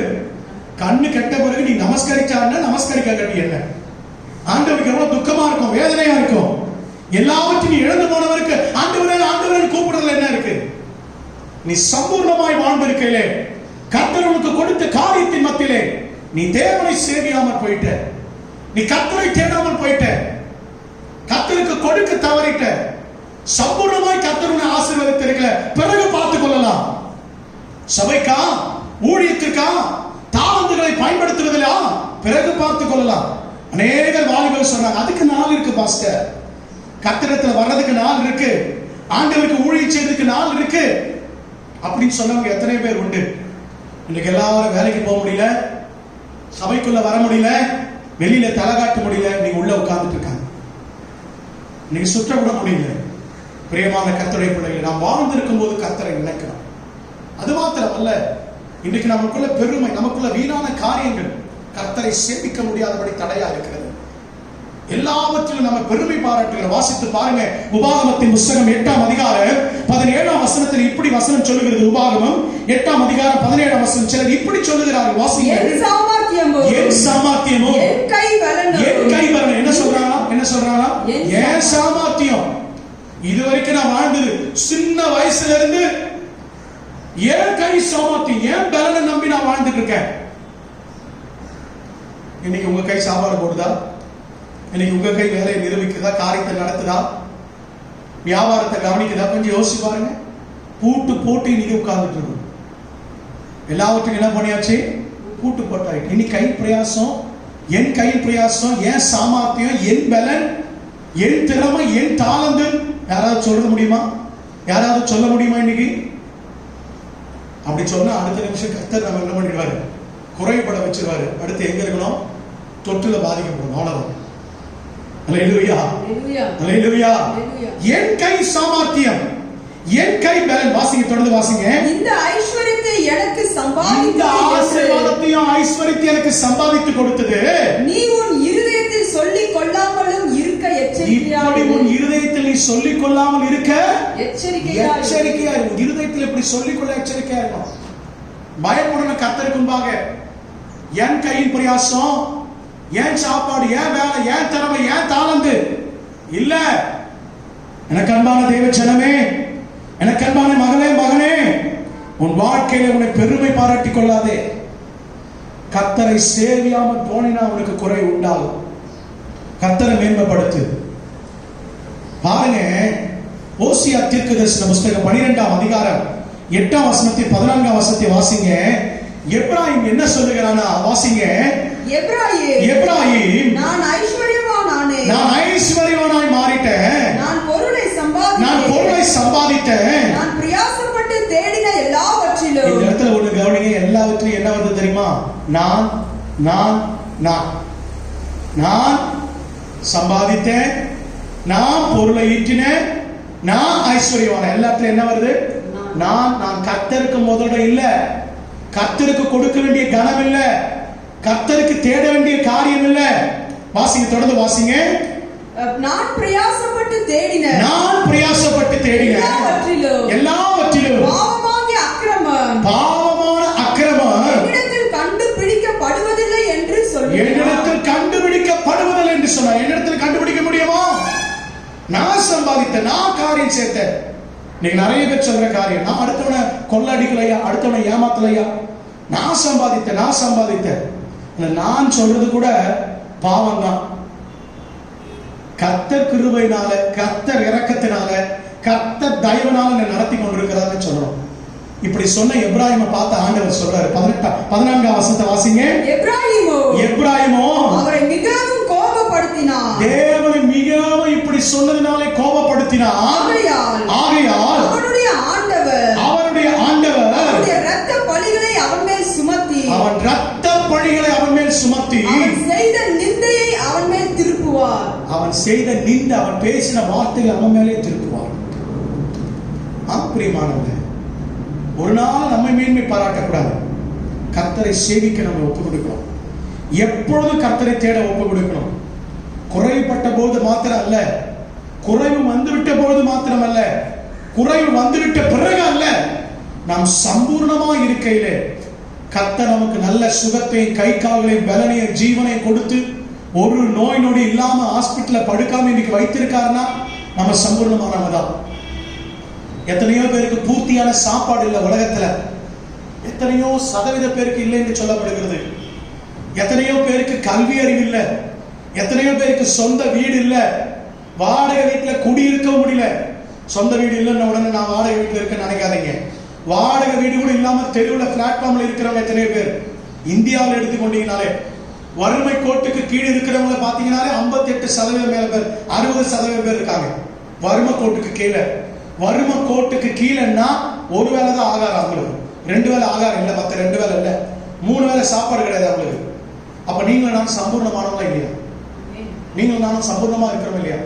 இன்னைக்கு நம்ம இல்லாதவர்களை குறிச்ச இது இல்ல அதில்ல, இவனை பார்த்து அவனை பார்த்து இது இல்ல அது இல்ல, நான் குறைபட்டேன்னு சொல்லி கர்த்தரை தேட மாட்டோம். இன்னைக்கு காலையில எழுந்து நைட்டு படுக்கிறீங்கன்னா இரவு படுத்து காலையில எழுந்திருக்கோம்னா நம்ம சம்பூர்ணமானோம். அல்லேலூயா. காலையில வெளியே போயிட்டு வேலைக்கு போயிட்டு வீடு திரும்பணும்னா நம்ம சம்பூர்ணமானோம். அல்லேலூயா. இந்த சம்பூர்ணமா இருக்கையில நம்ம யாரை தேடணுமா? கர்த்தரை தேடணும். இதனாலதான் சங்கீதக்காரன் சொல்லுகிறான், சங்கீதக்காரனுடைய அனுபவங்களை பாருங்க. சங்கீதங்களின் புஸ்தகம் 62ஆம் சங்கீதம் 10ஆம் வசனத்துல சங்கீதக்காரன் இப்படி எழுதுகிறான், வாசியுங்கள். கொடுமையை நம்பாதிருங்கள், கொடுமையை நம்பாதிருங்கள், கொள்ளையினால் பெருமை கொள்ளையினால் பெருமை பாராட்டாதிருங்கள், ஐஸ்வர்யம் விருத்தியானால் இருதயத்தை அதன் மேல் வைக்காதீங்க. ஐஸ்வர்யம் விருத்தியானால் இருதயத்தை எதன் மேல வைக்காதீங்க? அதன் மேல வச்சிடாதீங்க. ஒரு நாள் என் வேலை என்ன காப்பாற்றும், எனக்கு இருக்கிற தொழில் என்ன காப்பாற்றும், எனக்கு இருக்கிற தாளந்து திறமைகள் பேச்சு திறமை என்ன காப்பாற்றும். வச்சிடாதீங்க உங்க இருதயத்தை அதன் மேல. கர்த்தரை சேவிக்க ஒப்பு கொடுங்க. அந்த வசனம் தான் சொல்லுது, நீ வாழ்ந்திருக்கையில சம்பூர்ணமா இருக்கையில நீ கர்த்தரை சேவிக்க மறக்கக்கூடாது. எப்படி சேவிக்கணும் தெரியுமா? அதுவும் மன மகிழ்ச்சியோடும் களிப்போடும் முறுமுறுப்போட அல்ல. கர்த்தரை ஆராதிக்க ஆலயத்துக்குள்ள நீ வருவீங்கன்னு சொன்னா தயவு செய்து இது கரம் கூப்பி உங்களை கேட்கிறேன், மன மகிழ்ச்சியோட உள்ள வாங்க. சந்தோஷமா ஆராதிக்க நினைச்ச ஆலயத்துக்குள்ள வாங்க. முறுமுறுப்போடு தர்கிப்போடு கர்த்தருடைய ஊழியத்தையோ கர்த்தருடைய ஆராதனை நினைச்சீங்கன்னா நீங்கள் வந்து ஆராதிப்பது வீண். இந்த கொள்ளை நோய் நாட்களிலும் மனம் திரும்பலன்னா ஆண்டவரோட நம்ம என்ன பண்ண முடியாது. பாருங்க, அப்போஸ்தலனாகிய பவுல் தீமோத்தேயுக்கு எழுதும்போது இப்படி எழுதுகிறார். அதனாலதான் 1 தீமோத்தேயு 6ஆம் அதிகாரம் 17ஆம் வசனத்தை வாசிக்க கேட்போம். இவ்வுலகத்திலே ஐஸ்வர்யம் உள்ளவர்கள் இருமாப்பான சிந்தை உள்ளவர்களாயும் இராமலும் நிலையற்ற ஐஸ்வர்யத்தின் மேல் நம்பிக்கை வையாமலும் நாம் அனுபவிக்கிறதற்கு சகலவித நன்மைகளையும் நமக்கு சம்பூர்ணமாய் கொடுக்கிற. இதெல்லாம் நம்பிக்கை வைக்காதீங்க. அது மேலாம் நம்பிக்கை வைக்காம நம்மை சம்பூர்ணமாய் ஆசீர்வதிக்கிற ஜீவனுள்ள தேவன் மேல நம்பிக்கை வைக்க கடவன் என்று தீமோத்தேயுக்கு அப்போஸ்தலன் பவுல் எழுதுகிறார். உலகம் அல்ல, வேலை அல்ல, குடும்பம் அல்ல, இவர்கள் இவர்கள் என்று சொல்லி மனிதர்கள் அல்ல, ஜீவனுள்ள தேவன் மேல உங்க நம்பிக்கை இருக்கணும். அல்லேலூயா. அப்போது சம்பூர்ணமாய் கர்த்தர் நம்மை ஆசீர்வதிப்பார். முதலாவது, ஒரு தேவ பிள்ளையினுடைய வாழ்க்கையில குறைவு எப்போது வருகிறது தெரியுமா? வாழ்ந்திருக்கையில் கர்த்தர் நினையாமல் போகும்போது. பெருமை பாராட்டி, சுயத்தை பெருமை பாராட்டி, நான் என்று சொல்லுகிற காரியத்தை நிமித்தமாய் கர்த்தரை சேவியாமல் போனால் என்ன உண்டாகும்? முதலாவது, குறைவு ஏற்படும் என்பதை மறக்காதீங்க. இரண்டாவது, எப்பொழுது குறைவு உண்டாகும்? லேவியர் ஆகமத்தின் புஸ்தகம் 26ஆம் அதிகாரம் 21, 22. நீங்கள் எனக்கு செவி கொடுக்க மனதில்லாமல் எனக்கு எதிர்த்து நடப்பீர்களானால், குறித்துக் கொள்ளுங்க, எனக்கு எதிர்த்து நடப்பீர்களானால் நான் உங்கள் பாவங்களுக்கு தக்கதாக இன்னும் ஏழத்தனை வாதையை உங்கள் மேல் வர பண்ணி. இன்னும் ஏழத்தனையான வாதைகளை நல்லா கவனிங்க. என்ன வர பண்ணுவானா? ஆமா. இப்ப நம்ம எதுல உட்கார்ந்து இருக்கோம்? வாதையில தான் உட்கார்ந்து இருக்கோம். இன்னைக்கு வாதை தான், கொள்ளை நோயில தான் உட்கார்ந்து இருக்கோம். இந்த வசனங்கள் எல்லாம் தியானிக்கும் போது, முதல்ல தியானிக்கும் போதெல்லாம் பழைய ஏற்பாட்டு கால சம்பவங்க நடந்தது ஆண்டவர் பேசியிருக்கிறாருன்னு உணர்ந்து இத்தனை வருஷ காலம் அப்படிதான் நம்ம படிச்சுக்கிட்டு தியானிச்சுட்டு. ஆனா இந்த காலகட்டத்தோட ஆவியானவர் ஒப்பிட்டு காட்டும் பொழுதுதான் இதோட ரகசியம் விளங்குது. சரி, ஏழத்தனையான வாதையை வர பண்ணி உங்களுக்குள்ளே வெளியின் துஷ்ட மிருகங்களை வரவிடுவேன். அவைகள் உங்களை பிள்ளைகள் அற்றவர்களாக்கி உங்கள் மிருக ஜீவன்களை அழித்து உங்களை குறைந்து போக பண்ணும். உங்களை என்ன பண்ணுமா? குறைந்து போக பண்ணும். யார் குறைந்து போக பண்றாரு தெரியுமா? இங்க ஆண்டவரே குறைந்து போக பண்றார். நிறைவாய் ஆசீர்வதிக்கிற தேவன், சம்பூர்ணமாய் ஆசீர்வதிக்கிற தேவன் தாமே சில நேரத்துல அவருடைய பிள்ளைகளாகி நம்மை சில நேரத்தில் நமக்கு குறைவு உண்டாக செய்கிறார். ஏன் தெரியுமா? முதலாவது சொன்ன, வாழ்ந்திருக்கும் போது கர்த்தரை நினையாமல் போயிட்டார். நல்லா இருக்கும் போது கர்த்தரை நினைக்க சேவிக்க மறக்கும் போது. இரண்டாவது, கர்த்தருக்கு விரோதமாக எதிர்த்து நடந்தார். அந்த வசனம் அப்படிதான் ஆரம்பிக்குது. மறுபடியும் அந்த 21ஆம் வசனத்தை வாசிக்கும்படி அன்பாய் கேட்கிறேன். நீங்கள் எனக்கு செவி கொடுக்க மனதில்லாமல் எனக்கு எதிர்த்து நடப்பீர்கள். ஆனால் என்ன பண்ணுவீங்களா? இன்னைக்கு யாருக்கு விரோதமா எதிர்த்து நடக்கணுமா? ஆண்டவருக்கு விரோதமா எதிர்த்து நடக்கணும். இவ்வளவு பெரிய ஒரு டிராஜடி இல்ல, இவ்வளவு பெரிய ஒரு மோசமான சூழ்நிலை இல்ல. மனுஷனுக்கு விரோதமா எதிர்த்தது, ஊழியக்காரனுக்கு விரோதமா எதிர்த்தது. இவர் சொல்லிக்கிட்டு தான் இருப்பாரு, இவர் பேசிக்கிட்டு தான் இருப்பாரு. இவருக்கு என்ன வேலை? இவருக்கு என்ன? இவர் பிரசங்கிக்கிறதா இவருடைய வேலை. இதே தான் சொல்லிட்டு இருப்பாரு. என் கூட வந்து என் குடும்பத்து மத்தியில நான் அனுபவிக்கிற பாடம் அனுபவிச்சதானே தெரியும். இன்னும் சில பேர் உச்சமா போய் சொல்லுவாங்க, இந்த ஆண்டவருக்கு கண் இருக்கா, இந்த ஆண்டவருக்கு காது இருக்கா? இவங்க நம்ம இல்லாதது போல, இவங்க நம்ம பார்த்து அறிஞ்சது போல. இந்த ஆண்டவருக்கு இருதயத்துல கொஞ்சமாச்சு ஈரம் இருக்கா? யாருக்கு எதிர்த்து நிற்கிறாங்க? யாருக்கு எதிர்த்து நிற்கிறாங்க?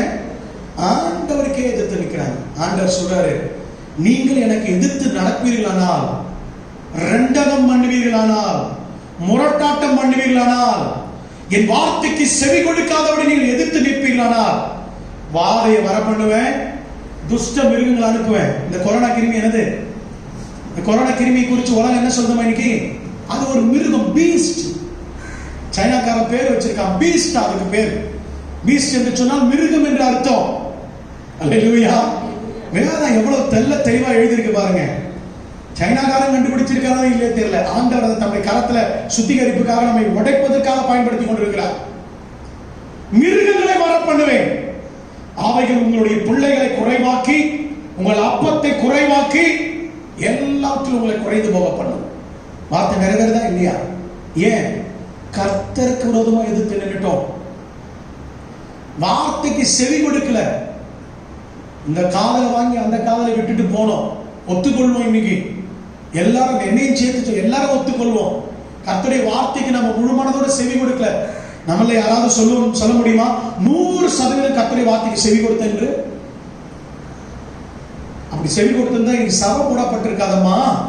இன்னைக்கு நீங்களும் நானும் இப்படி உட்கார்ந்து இருக்க முடியாது, இந்த நிலைக்கு இருக்க முடியாது. குறைவு மட்டும் விட்டோம்.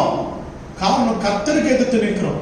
தொடர்ந்து அந்த அதிகாரத்துல பாருங்க, ஆண்டவர் வேதனையோடு சொல்லுகிற காரியத்தை, அதை 26ஆம் அதிகாரம் 23 தொடர்ந்து வாசிக்கும்படி அன்பா கேட்கிறேன். நான் செய்யும் தண்டனையினால், நான் செய்யும் தண்டனை, இதெல்லாம் கர்த்தருடைய தண்டனை. நான் செய்யும் தண்டனையினால் நீங்கள் குணப்படாமல் எனக்கு எதிர்த்து நடந்தால், நான் உங்களுக்கு எதிர்த்து நடந்து பாவங்களின் நிமித்தம், உங்கள் பாவங்களின் நிமித்தம் ஏழத்தனையாக வாதித்து, மறுபடியும் அந்த வார்த்தை வருகிறது கவனிங்க, ஏழத்தனையான வாதித்து, என் உடன்படிக்கையை மீறினதற்கு, நீங்கள் மீறினதற்கு பழிவாங்கும் பட்டயத்தை உங்கள் மேல் வர பண்ணி. எதை வர பண்ணினாரா? இது என்னது? ஒரு கொள்ளை நோய். என்னது? பட்டயம். தேவனுடைய பட்டயம். இன்னைக்கு தேவனுடைய பட்டயம் உலக நாடுகள்லாம் சென்று கொண்டிருக்கிறது. நம்முடைய நாட்டில் உருவ போய்கிட்டு இருக்கிறது. நம்முடைய தேசத்துல பட்டணத்துல கர்த்தருடைய பட்டயம் உருவ போயிட்டு இருக்கு. இன்னைக்கு தேவையில்லாத காரியத்தை பட்டயத்தினால் நிர்மூலமாக்கி சுத்திகரித்துக் கொண்டிருக்கிறார். பட்டயத்தை வர பண்ணி வாசிங்க. உங்கள் பட்டணங்களில் சேர்ந்த பின் கொள்ளை நோயை உங்கள் நடுவிலே அனுப்புவேன். இதான் போறா. இதெல்லாம் எப்ப நமக்கு சொல்லியிருக்காரு? எச்சரிப்பா எப்ப சொல்லிட்டாரு? ஆமா, இஸ்ரவேல் ஜனங்களுக்கு சொல்லும் போது நமக்கு சேர்த்து சொல்லிட்டாரு. நீ எனக்கு எதிர்த்து நடந்தினா, நீங்க எனக்கு விரோதமாய் மாறினா, தேவ ஜனமே, அந்நியன் அல்ல, சாத்தான் அல்ல, நானே கொள்ளை நோயை வர பண்ணுவேன். ஆகினாலதான் சொல்ற, கொள்ளை நோய் கர்த்தர் பயன்படுத்துகிற ஒரு ஆயுதம். தயவு செய்து மனம் திரும்புவோமா? தயவு கூர்ந்து மனம் திரும்புவோமா?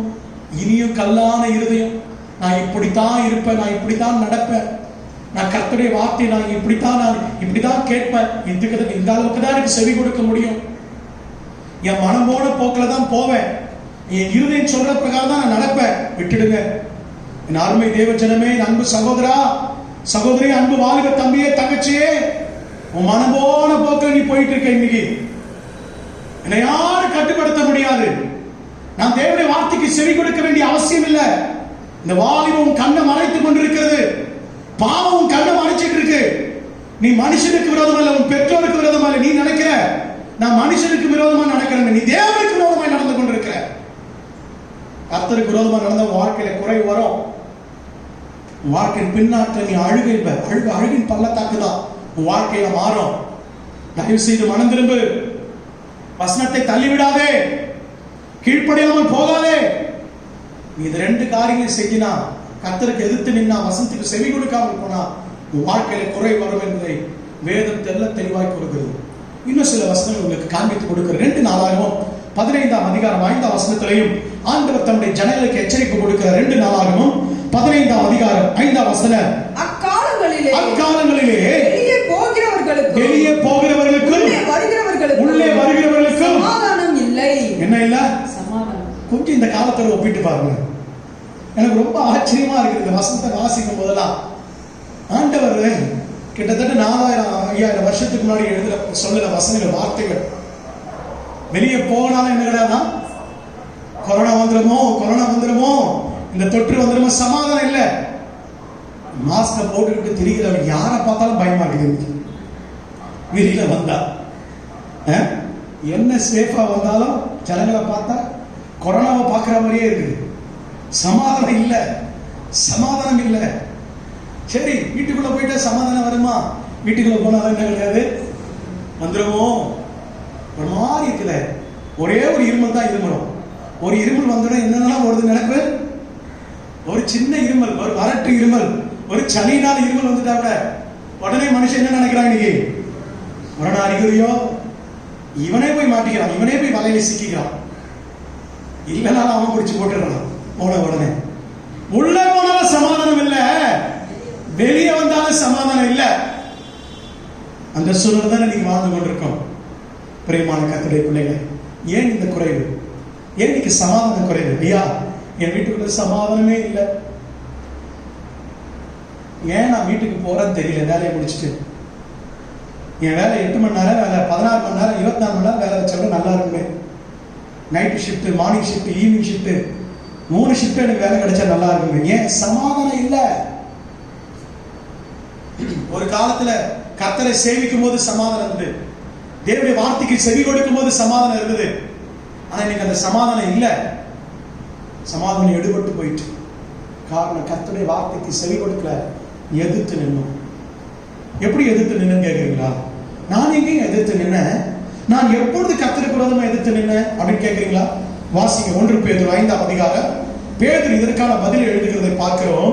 1 பேதுரு 5ஆம் அதிகாரம் 5ஆம் வசனத்தை வாசிக்க கேட்போம். அந்தபடி இளைஞரே மூப்பருக்கு கீழ்ப்படியுங்கள். நீங்கள் எல்லாரும் ஒருவருக்கு ஒருவர் கீழ்ப்படிந்து மனத்தாழ்மையை அணிந்து கொள்ளுங்கள். மனத்தாழ்மையை அணிந்து கொண்டு பெருமை உள்ளவர்களுக்கு தேவன் எதிர்த்து நிற்கிறார். பெருமை உள்ளவனுக்கு தேவன் எதிர்த்து நிற்கிறார்.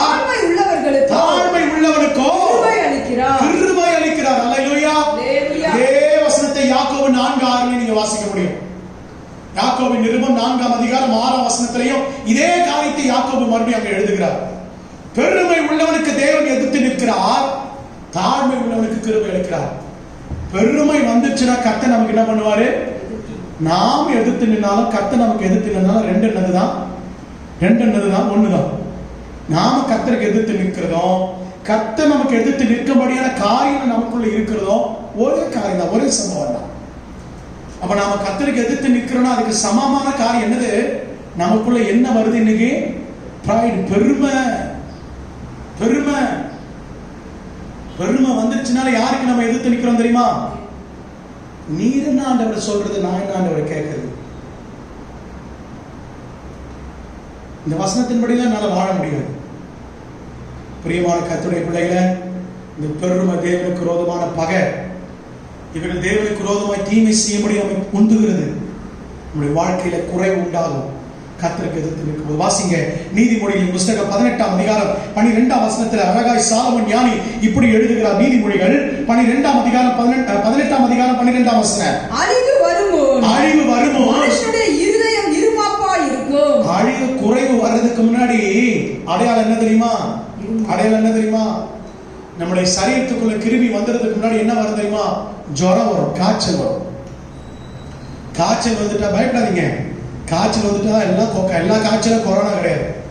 காய்ச்சல் வந்துட்டா ஏதோ கிருமி நம்ம சரீரத்துக்குள்ள என்ன பண்ணுது? வந்துருச்சு. சரீரம் அதை அலர்ட் பண்றதுக்கு தான் காய்ச்சலை காமிக்குது. அதே போல குறைவு வரப்போகுது, அழிவு வரப்போகுது, நாசமடைய போகணும், இழந்து போகணும், குன்றி போகணும்னா அதுக்கு முன்னாடி ஒரு அடையாளம் என்ன தெரியுமா? அதுக்கு முன்னாடி என்ன தெரியுமா? கழுத்து அப்படி துளிக்கு போகும், கீழே பார்க்காது. எப்படி பார்க்கும்? பெருமை. அகந்த இப்படிதான் பார்க்கும் கழுத்து. என் கழுத்து கீழே பார்க்கவே பார்க்காது, கீழே உள்ளவங்களை பார்க்காது. மறுபடியும் அந்த வசனத்தை வாசிங்க.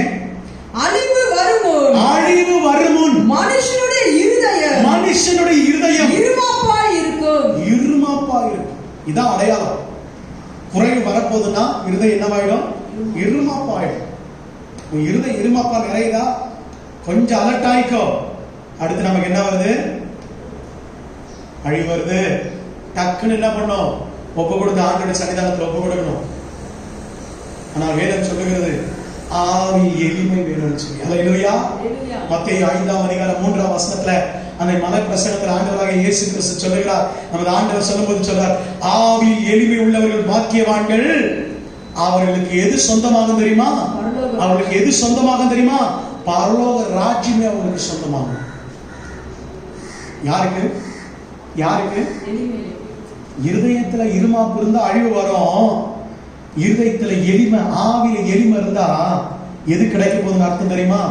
பரலோக ராஜ்யமே நம்ம பேருக்கு எழுதி வைக்க போறாரு ஆண்டவர். அல்லேலூயா. எவ்வளவு சந்தோஷமான காரியம் இல்ல? எவ்வளவு ஒரு நல்ல ஒரு அருமையான காரியம் இல்ல? ஆவியில் எளிமை பரலோக ராஜ்யத்தை கொண்டு வந்து சேரும். கர்த்தருக்கு செவி கொடுக்காம இருக்காதீங்க. கர்த்தருக்கு எதிர்த்து நடக்காதீங்க. உங்க வாழ்க்கையில குறை உண்டாகும். மூன்றாவது, எப்பொழுது குறை உண்டாகும்? நீதிமொழிகளின் புஸ்தகம் 13ஆம் அதிகாரம் 11ஆம் வசனம். நீதிமொழிகள் 13:11. வஞ்சனையால் தேடின பொருள் குறைந்து போகும். வஞ்சனையால் தேடின பொருள் என்னவாகுமா? மூன்றாவது குறைவு எப்பதமா வரும்? நம்ம வீட்டுக்குள்ள ஆகார குறைவு, சுகத்திற்கு பலத்திற்கு குறைவு, பொருட்கள் குறைவு, எது பார்த்தாலும் நஷ்டம், எப்ப பார்த்தாலும் நஷ்டம், எதை எடுத்தாலும் வியாபாரத்துல நஷ்டம், தொழில நஷ்டம், எடுக்கிற காரியம்லாம் நஷ்டம். எப்ப தெரியுமா? எப்ப தெரியுமா? வஞ்சனையால் நீ நடக்கும் போது. இன்னொரு விதத்தை நாம புரிந்து கொள்ள சொல்லும் பொழுது, அநியாயமாய் காரியங்களை செய்தால் நம்முடைய வாழ்க்கையில மூன்றாவது என்ன வருமா? குறைவு வரும் என்பதை அறிந்து கொள்வோமாக. அநியாயமாய் குறுக்கு வழியில போகக்கூடாது. வஞ்சனையினால் பொருள் சேர்க்க கூடாது. ஏமாற்றி பிறரை அழித்து, இன்னும் சில பேர் இருக்கா, பிறருடைய அழிவின் மேலதான் அவனுடைய அஸ்திபாரமே இருக்கும். அவன் மேல கட்டவே துவங்குவான். 100 பேரை கொண்டாதான் அற வைத்தியன்னு ஒரு பழமொழி சொல்லுவான். இவன் வைத்தியன் ஆகுறதுக்கு எத்தனை பேரை கொள்ளணுமா? எனக்கு அந்த பழமொழியில டவுட்டாவே இருக்கு. அது உண்மையான பழமொழியா, அது சரியானதா, நம்ம ஆட்கள் காலப்போக்கில் மாத்திட்டாங்களான்னு தெரியல. 100 பேரை கொன்றாதான் அற வைத்தியனா. அப்ப இவன் வைத்தியன் ஆகுறதுக்கு எத்தனை பேரை கொள்றணுமா? ஆமா, அது தப்பு. அது தவறான முன்னுதாரணம். நீ வாழ்ந்திருக்கிறதுக்கு மற்றவன் அழிக்க நினைக்க கூடாது. நாம நிறைவா இருக்கின்றதுக்காக மற்றவன் எக்கேடு கிட்டு போனாலும் நினைக்க கூடாது. அப்படி நினைக்க கூடாது. வஞ்சனை, அநியாயம் நம்முடைய கரங்களில் இருக்குன்னா நம்ம எப்படி சேர்த்தாலும் அது என்ன ஆயிடுமா? குறைஞ்சு போயிடும். எவ்வளவு இருந்தாலும் அது குறைஞ்சு போயிடும். கர்த்தருக்கு அடுத்த விஷயங்களில் நம்ம ரொம்ப ஜாக்கிரதையா இருக்கணும். கர்த்தருக்கு அடுத்த காரியங்களில் நம்முடைய கைகள் சுத்தமா இருக்கணும். மேலும் இதை சாலமோன் ஞானி சொல்லும் பொழுது நீதிமொழிகளின் புஸ்தகம் 10ஆம் அதிகாரம் 2ஆம் வசனத்துல இப்படி சொல்கிறார். வாசிங்கள். நீதிமொழிகள் 10ஆம் அதிகாரம் 2ஆம் வசனம். அநியாயத்தின் திரவியங்கள், அநியாயத்தின் திரவியங்கள், திரவியங்கள் என்று சொன்னால் சொத்து, திரவியங்கள் என்று சொன்னால் வருமானம், திரவியங்கள் என்று சொன்னால் ஆஸ்திகள், அநியாயத்தின் திரவியங்கள் ஒன்றுக்கும் உதவாது. ஒன்றுக்கும் உதவாது. உன் வாழ்க்கையில எதற்கும் உதவாது. உன் ஆபத்து காலத்தில் அது உதவாது. நீ அநியாயமாய் சேர்த்த பொருள் ஒரு நாள் உனக்கு உதவாது. என்னை கேட்டுக்கொண்டிருக்கிற அருமை தேவ ஜனமே, நீ நினைக்கிற எந்த வகையிலாவது சேர்த்து விடலாம், எந்த வகையிலாவது சம்பாதித்து விடலாம். கர்த்தருக்கு கொஞ்சம் அட்ஜஸ்ட் பண்ணிப்பார் ஆண்டவர். ஆண்டவர் கொஞ்சம் பாராமல் இருப்பார். ஆண்டவரத்துல இரக்கங்கள் உண்டு, மன்னிக்கிறவர் என்று சொல்லி அநியாயமாய் நீ கரத்திலே சேர்க்க நினைக்கிற, அநியாயமாய் வாழ நினைக்கிற, நீ அநியாயமாய் சேர்த்த திரவியங்கள் உன் காலத்துல உன் வாழ்க்கைக்கு ஒன்று உதவாது. மறந்துடாது. அவைகளால ஒரு பிரயோஜனம் உனக்கு இருக்காது. பாருங்க, இது குறித்து யோபு தெல்ல தெளிவாய் அழகா எழுதுகிறார். சில வசனங்கள் யோபு எழுதுகிற வசனங்களை பார்க்கும்போது மிகவும் ஆச்சரியமா இருக்குது. வாசிங்க யோபுவின் புஸ்தகம் 27ஆம் அதிகாரம் 16-17 வாசனை. சீக்கிரமா வாசிங்க. அவன் புழுதியை போல பணத்தை குவித்துக் கொண்டான். எதை போல பணத்தை குவித்துக் கொண்டாங்க? புழுதியை. உலகத்துல 1வது பணக்காரர் 2வது பணக்காரர்லாம் பார்த்து இன்னைக்கு வாயை பலப்பறோம். அம்பானி 4வது பணக்காரர் இன்னைக்கு உலகத்திலேயே. ஒரு வாலிப பிள்ளை ஒரு மகன் என்கிட்ட சொன்னான், அவங்க பெற்றோரை கசந்துகிட்டு சொன்னான், இந்த குடும்பத்துல பிறந்ததுக்கு நான் அம்பானி குடும்பத்துல பிறந்திருக்கலாமே. ஏன்டா அப்படி சொல்ற, ஏன்பா அப்படி சொல்ற? உலகத்துல 4வது பணக்காரன் பாஸ்டர், பணக்கார குடும்பத்துல பிறக்காம இந்த குடும்பத்துல வந்து இன்னைக்கு நான் இவ்வளவு கஷ்டப்படுறேன். உனக்கு நான் சொல்றேன், ஒருவேளை நீ பார்த்துட்டு இருப்பேன்னா இந்த செய்தி உனக்காக தான். நல்லா கேளு. புழுதியை போல ஒருவன் ஆஸ்தியை சேர்த்து வைத்துக் கொண்டாலும், மண்ணை போல வஸ்திரங்களை சவதரித்தாலும், மண்ணை போல வஸ்திரங்கள், வீடு நிறைய வஸ்திரங்கள் புத்தாட எடுத்து நீ சவதரித்து சேர்த்து வைத்தாலும், அவன் சவதரித்ததை நீதிமான் உடுத்திக் கொண்டு நீதிமான் உடுத்தும்படிக்கு ஆண்டவர் என்ன பண்ணிடுவாராம்? செய்திடுவாராம். மறக்காத. ஒரு துன்மார்க்கை எவ்வளவுதான் சேர்த்து வச்சாலும் சரி, அதை எடுத்து ஆண்டவர் யார் கையில கொடுப்பாரு? நீதிமான் கையில கொடுப்பார். 20ஆம் அதிகாரம் 15ஆம் வசனம். யோபு 20ஆம் அதிகாரம் 15ஆம் வசனத்தை வாசிங்க. அவன் விழுங்கின ஆஸ்தியை கக்குவான், அவன் விழுங்கின ஆஸ்தியை கக்குவான், தேவன் அதை அவன் வயிற்றிலிருந்து வெளியே தள்ளி விடுவார். தேவன் அதை அவன் வயிற்றிலிருந்து என்ன பண்ணுவாரா? கொஞ்சம் கடினமான வார்த்தைகள் தான். ஆனா யோபு ஞானத்தை பாருங்க, ஆண்டவர் எவ்வளவு ஞானத்தை கொடுத்து இந்த வார்த்தைகள் எழுத வைத்திருக்கார் ஆவியானவர். மிகுதியான ஆஸ்தி, மிகுதியான புழுதியை போல மிகுதியான ஆஸ்தி, பணத்து மேலேயே கட்டில வச்சு படுத்து தூங்குறான். ட்ரெஸ் ஆட ஒரு ஆடை கொஞ்சம் அப்படி ஸ்பேட் ஆச்சுன்னா அடுத்து கடல் போயிடும், அடுத்த ஆடை எல்லாம் சுத்திட்டு தான் நீங்க இப்படி நின்றுட்டு இருக்கிறோம். வெள்ள ஆடைக்கு வந்துட்டோம். நர்மை தேவ ஜனமே, உணர்வோமா? உங்களுடைய வாழ்க்கையில உணர்வோமா? அவன் விழுங்கினதை கக்க வைப்பார் ஆண்டவர். அவன் வயிற்றிலிருந்து ஆண்டவர் என்ன பண்ணுவாரா? அந்த வசனம் எல்லாம் கொஞ்சம் பாருங்க, படிக்கும் போது எழுதுறதா ஆண்டவரை இப்படி போட்ட வார்த்தைகளா, கொஞ்சம் அந்த வார்த்தையை வச்சுட்டு அந்த வசனத்தை வச்சுட்டு கொஞ்சம் ஆண்டவரே பா, நான் வஞ்சனையினால ஏதாவது செய்திருக்கிறோம் மன்னிங்க ஆண்டவரே, உனக்கு பிரியமில்லாத காரியம் இருக்குன்னு எனக்கு மன்னிங்கப்பா. மேலும் ஆபகுக்கு தீர்க்கதரிசன புத்தகம் 2ஆம் அதிகாரம் 6-7 வசனங்களை வாசிக்க கேட்போம். சீக்கிரமா வாசிங்க. ஆபகுக்கு 2ஆம் அதிகாரம் 6ஆம் வசனம் 7ஆம் வசனம். இவர்கள் எல்லாரும் பேரில் ஒரு பழமொழியையோ அவனுக்கு விரோதமான வசை சொல்லையோ வசனித்து தன்னுடையது அல்லாததை தனக்காக சேர்த்துக் கொள்ளுகிறவனுக்கு ஐயோ என்றும், அநியாயமாய் சேர்க்கிறவனை குறித்து ஆண்டவர் சொல்ல, தன்னுடையது அல்லாததை தனக்காக சேர்த்துக் கொள்கிறான். உனக்குரியதுதான் உன்னுடையது, மற்றவனுக்குரியதெல்லாம் எடுத்து அபகரிப்ப நினைப்பான்னா. தேவ பிள்ளைய இன்னைக்கு அநேக விசுவாசிங்க அடுத்தவன் லேண்டில் என்ன பண்ணுது, ஒரு அடி தள்ளி போயிடுது. அடுத்தவனுக்கு கிடைக்க வேண்டிய வேலை வாய்ப்பை தட்டி பறிக்காதீங்க. அடுத்தவனுடைய ப்ரொமோஷனுக்கு தடையா இருக்காதீங்க. மற்றவர்களுக்கு போய் சேர வேண்டிய ஆசீர்வாதத்துக்கு தடையா இருந்து கொண்டிருக்காதீங்க. அப்படிப்பட்டவர்களை கர்த்தருடைய வாழ்க்கை கர்த்தர் அருவருப்பா இருப்பார், உங்களுக்கு எதிராக இருப்பார். உங்க வாழ்க்கையில குறை உண்டாகும், உங்களுடைய ஆஸ்தி உங்களுடைய வருமானம் எல்லாம் குறைந்து போகும். மேலும் இதை குறித்து எரேமியா தீர்க்கதரிசி அழகா எழுதுகிறார். எரேமியாவின் தீர்க்கதரிசன புத்தகம் 17ஆம் அதிகாரம் 11ஆம் வசனத்தை வாசிக்க கேட்போம். அநியாயமாய் ஐஸ்வரியத்தை சம்பாதிக்கிறவன் முட்டையிட்டு அவயம் காக்கும்.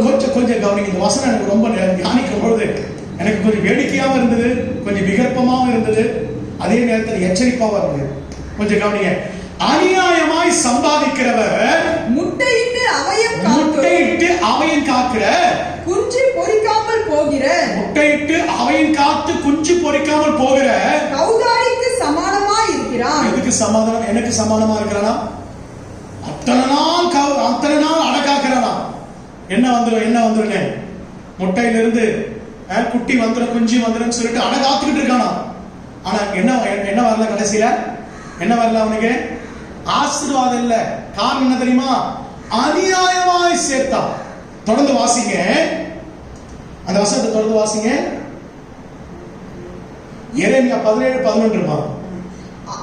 குஞ்சு பொரிக்காமல் போகிற கௌதாரிக்கு சமானமாய் இருக்கிறான். அவன் தன் பாதி வயதிலே அதை விட்டு தன் முடிவிலே மூடனாய் இருப்பான்.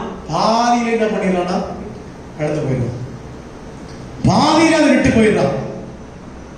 இது எதை காமிக்குது? எல்லாம் சேர்த்து அநியாயமா சேர்த்துட்டு நம்ம சொல்ற மாதிரி அல்பாயுஸ்ல போயிட்டான்.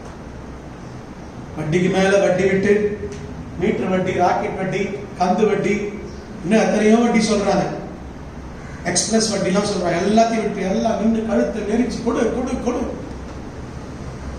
வட்டிக்கு விடுற நிலைமை எல்லாம் பாருங்க, படுத்துக்கிட்டு இருப்பான் கொஞ்ச நாளுக்குள்ள. பிரியமான தேவஜனமே, வஞ்சனையினால் சேர்ப்போம் என்று சொன்னால் நம்முடைய வாழ்க்கையில குறைவுண்டாகும். நீதிமொழிகள் 28:20 வாசிக்க வேண்டாம். உண்மை உள்ள மனுஷன் கர்த்தரிடத்திலே பரிபூர்ண ஆசீர்வாதத்தை பெறுவான். அல்லேலூயா. சங்கீதம் 128:2 சொல்லுது, கை சுத்தம் இருக்கும் என்று சொன்னால் நீ பலத்து போவ, நீ ஆசீர்வாதம். கடைசியா 4வதாக எது நம்முடைய வாழ்க்கையில குறைவு உண்டாக்கும்? வாசிக்கலாம். லூக்கா எழுதின சுவிசேஷம் 15ஆம் அதிகாரம், நம்ம எல்லாருக்கும் தெரிந்த ஒரு சம்பவம். லூக்கா 15ஆம் அதிகாரம் 13-14. சில நாளைக்கு பின்பு இளைய மகன் எல்லாவற்றையும் சேர்த்துக்கொண்டு தேசத்துக்கு புறப்பட்டு, அந்த வார்த்தை குறித்துக் கொண்டு தூர தேசத்துக்கு புறப்பட்டு போனான். அங்கே துன்மார்க்கமாய் ஜீவனம் பண்ணி தன் ஆஸ்தியை அழித்து போட்டான். எல்லாவற்றையும் அவன் செலவழித்த பின்பு அந்த தேசத்திலே கொடிய பஞ்சம் உண்டாயிற்று. அப்பொழுது அவன் குறைவுபட தொடங்கி, அந்த வார்த்தை குறித்துக் கொள்ள 2 வார்த்தை குறித்துக் கொள்ளுங்க. ஒன்னு தூர தேசத்துக்கு போனா, 2வது வார்த்தை குறைவுபட தொடங்கி. தூரமா போனா என்ன வரும்? யாரை விட்டு தூரமா போனா? தகப்பனுடைய அன்பை விட்டு தூரமா போனா 4வது நம்முடைய வாழ்க்கையில் என்ன ஏற்படும்? குறைவு உண்டாகும். நல்லா கவனிங்க, தகப்பன் வீட்டில் இருக்கிற வரைக்கும் இவருக்கு குறைவுன்ற வார்த்தைக்கு டெபினிஷனே தெரியாது. குறைவுன்னா என்ன அப்படின்னா என்னன்னு கூட இவருக்கு தெரியாது. பட்டினியா, பசியா, வேர்வையா அப்படின்னு என்ன தெரியாது. அப்படின்னு என்னன்னு தெரிய, தகப்பன் வேலைக்கு அவனுக்கு என்ன கொடுத்திருந்தான்? ஆகாரம். நான் நினைக்கிறேன் பசிக்கு முன்னாடியே சாப்பாடு வந்திருக்கும் அவனுக்கு. நல்ல ஆடை, மோதிரம், வஸ்திரம், கையில காலில் செருப்பு, காலில் கைகள் எல்லாம் மோதிரம், எல்லா காரியத்தையும் கொடுத்து சம்பூர்ணமா வாழ்ந்துட்டு இருந்தான். ஆனா எங்க போனா இப்போ? அந்த வார்த்தை மறுபடியும் அந்த இருதயத்தில் ஒழித்துக் கொண்டு தூரம் போனான். பக்கத்துல கூட போல சாத்தான் அவன் எங்க கொண்டு போயிட்டான்? என் அன்பு தேவ ஜனமே, தகப்பனுடைய அன்பை விட்டு நீ தூரம் போனினா, இயேசு கிறிஸ்துவின் அன்பை விட்டு தூரம் போனினா உனக்கு என்ன உண்டாகும்? குறைவு உண்டாகும். இன்னைக்கு உனக்கு குறைவு வந்திருக்கா வாழ்க்கையில? கொஞ்சம் யோசித்தவர் எங்க போய் நிக்கிற? உன் கால் இன்னைக்கு எங்க நிற்குது? உன் கால் எந்த இடத்துல நின்று கொண்டு இருக்கிறது? தூரம் போயிட்ட, கர்த்தரை விட்டு தூரம் போயிட்ட, தேவ அன்பை விட்டு தூரம் போயிட்ட. அது உனக்கு தெரியவே இல்லை, நீ அறியவே இல்லை. காரணம் என்ன தெரியுமா? இந்த உலகத்தின் வருமானம், இந்த உலகத்தின் ஆஸ்தி, இந்த உலகத்தின் மேன்மை, இந்த உலகத்தின் பட்டம், இந்த உலகத்தின் பதவி, இந்த உலகத்தின் லௌகிக காரியங்கள் இளைய குமாரனுடைய கண்களை மறைச்சிருச்சு. தகப்பனுடைய அன்பை பார்க்க விடாம தன் நண்பர்கள், வேசியினுடைய அன்பு, உலகத்தில் காணப்பட்ட சிற்றின்பங்கள், மயக்கங்கள் அவனுடைய கண்களுக்கு தெரிந்தது ஒழிய தகப்பனுடைய அன்பு கண்ணுக்கு தெரியல. தூரம் போனா குறை வந்துருச்சு. எனக்கு ரொம்ப பிடிச்ச வசனம், ரொம்ப பிடித்த வார்த்தை அடிக்கடி சொல்லுவேன். புத்தி தெரிந்த பொழுது. அல்லேலூயா. என்ன தெரிந்தது? நீங்க நிறைய பேருக்கு புத்தி தெரியணும். நம்ம பாஷையில சொல்லணும்னா பைத்தியம் தெரியணும். பைத்தியம் தெரியணும். இன்னைக்கு பண பைத்தியம், வருமான பைத்தியம், மேன்மை, பட்டம், பதவி, உயர் ஆசைகள், பணக்கார ஐஸ்வர்யனாகிற பைத்தியம் இன்னைக்கு நிறைய பேருக்குள்ள ஆண்டு இருக்குது. வாழ்றதுக்குள்ள ஒரு முறையாவது நான் இத்தனை லட்சங்களை சம்பாதித்தேன் பேங்க்ல போட்டு வைப்பேன். நீ போட்டு வை, எவ்வளவு கிழிச்சு எடுத்துப்பான். நீ சேர்த்து வை, ஆண்டவர் அதை எடுத்து நீதிமானுக்கு கொடுத்துருவார். அல்லேலூயா, அல்லேலூயா. தகப்பன் அன்பை விட்டு தூரம் போவாத.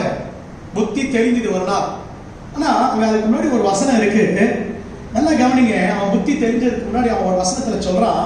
17ஆம் வசனத்தை வாசிங்க. அதே லூக்கா எழுதின சுவிசேஷம் 15ஆம் அதிகாரம் 17ஆம் வசனம். அவனுக்கு புத்தி தெளிந்த போது, வாசிங்க, அவன் என் தகப்பனுடைய கூலிக்காரர் எத்தனையோ பேருக்கு பூர்த்தியான சாப்பாடு இருக்கிறது. நிறுத்துங்க. அங்க ஒரு குறிச்சு கொள்ள வேண்டிய ஒரு வார்த்தை என்ன தெரியுமா? என்ன தெரியுமா? பூர்த்தியான சாப்பாடு, நிறைவான சாப்பாடு. இப்ப அவனுக்கு புத்தி வருது. தகப்பன் வீட்டுல என்ன வேலைக்காரர்கள் கூட என்ன இருக்குது? ஏசப்பா கிட்ட வந்தா பாவிகளை கூட என்ன பண்ணுவாரு? ஆசீர்வதித்து பூர்த்தியா நடத்துறவராச்சே. ரட்சிக்கப்பட்டேன்னு சொல்ற, ஆவிக்குரிய அனுபவம் பெற்றேன்னு சொல்ற, நான் இன்னைக்கு தூரம் வந்துட்டேனே, இன்னைக்கு தூரமா இருக்கிறேனே, கர்த்தரை விட்டு தூரமா வந்து விட்டேனே.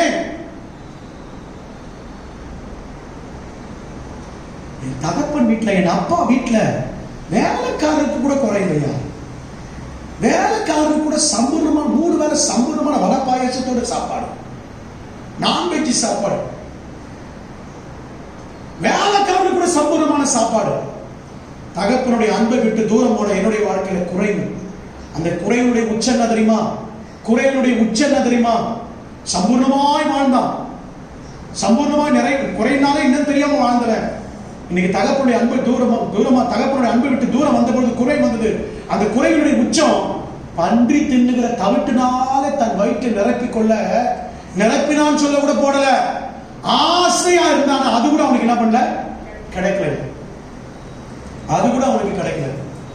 தகப்பனுடைய அன்பை விட்டு தூரம் போனா எதுக்கு போறது கூட கிடைக்காது. ஆமா, ஜாக்கிரதை.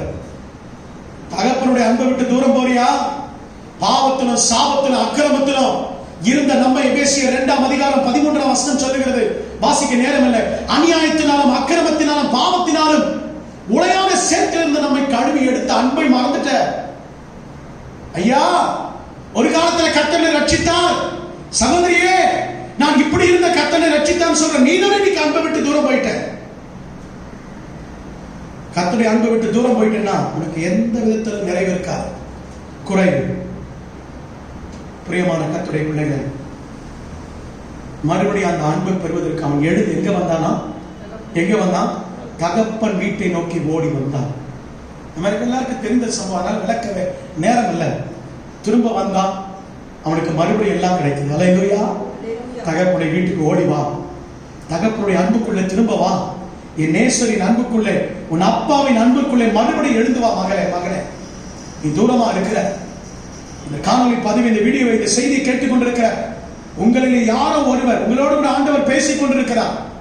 தகப்பனுடைய அன்பை விட்டு தூரமா நிற்கிற, உலக சிநேகம், உலக நண்பர், ஆண் நண்பர், பெண் நண்பர்கள் இன்னைக்கு உனக்கு பெருசா தோன்றுகிறது. தகப்பனுடைய வீட்டுக்கு வா மகளே, தகப்பனுடைய வீட்டுக்கு வா மகனே, தகப்பனுடைய அன்புக்குள்ள வா, உனக்கு குறைவு இருக்காது.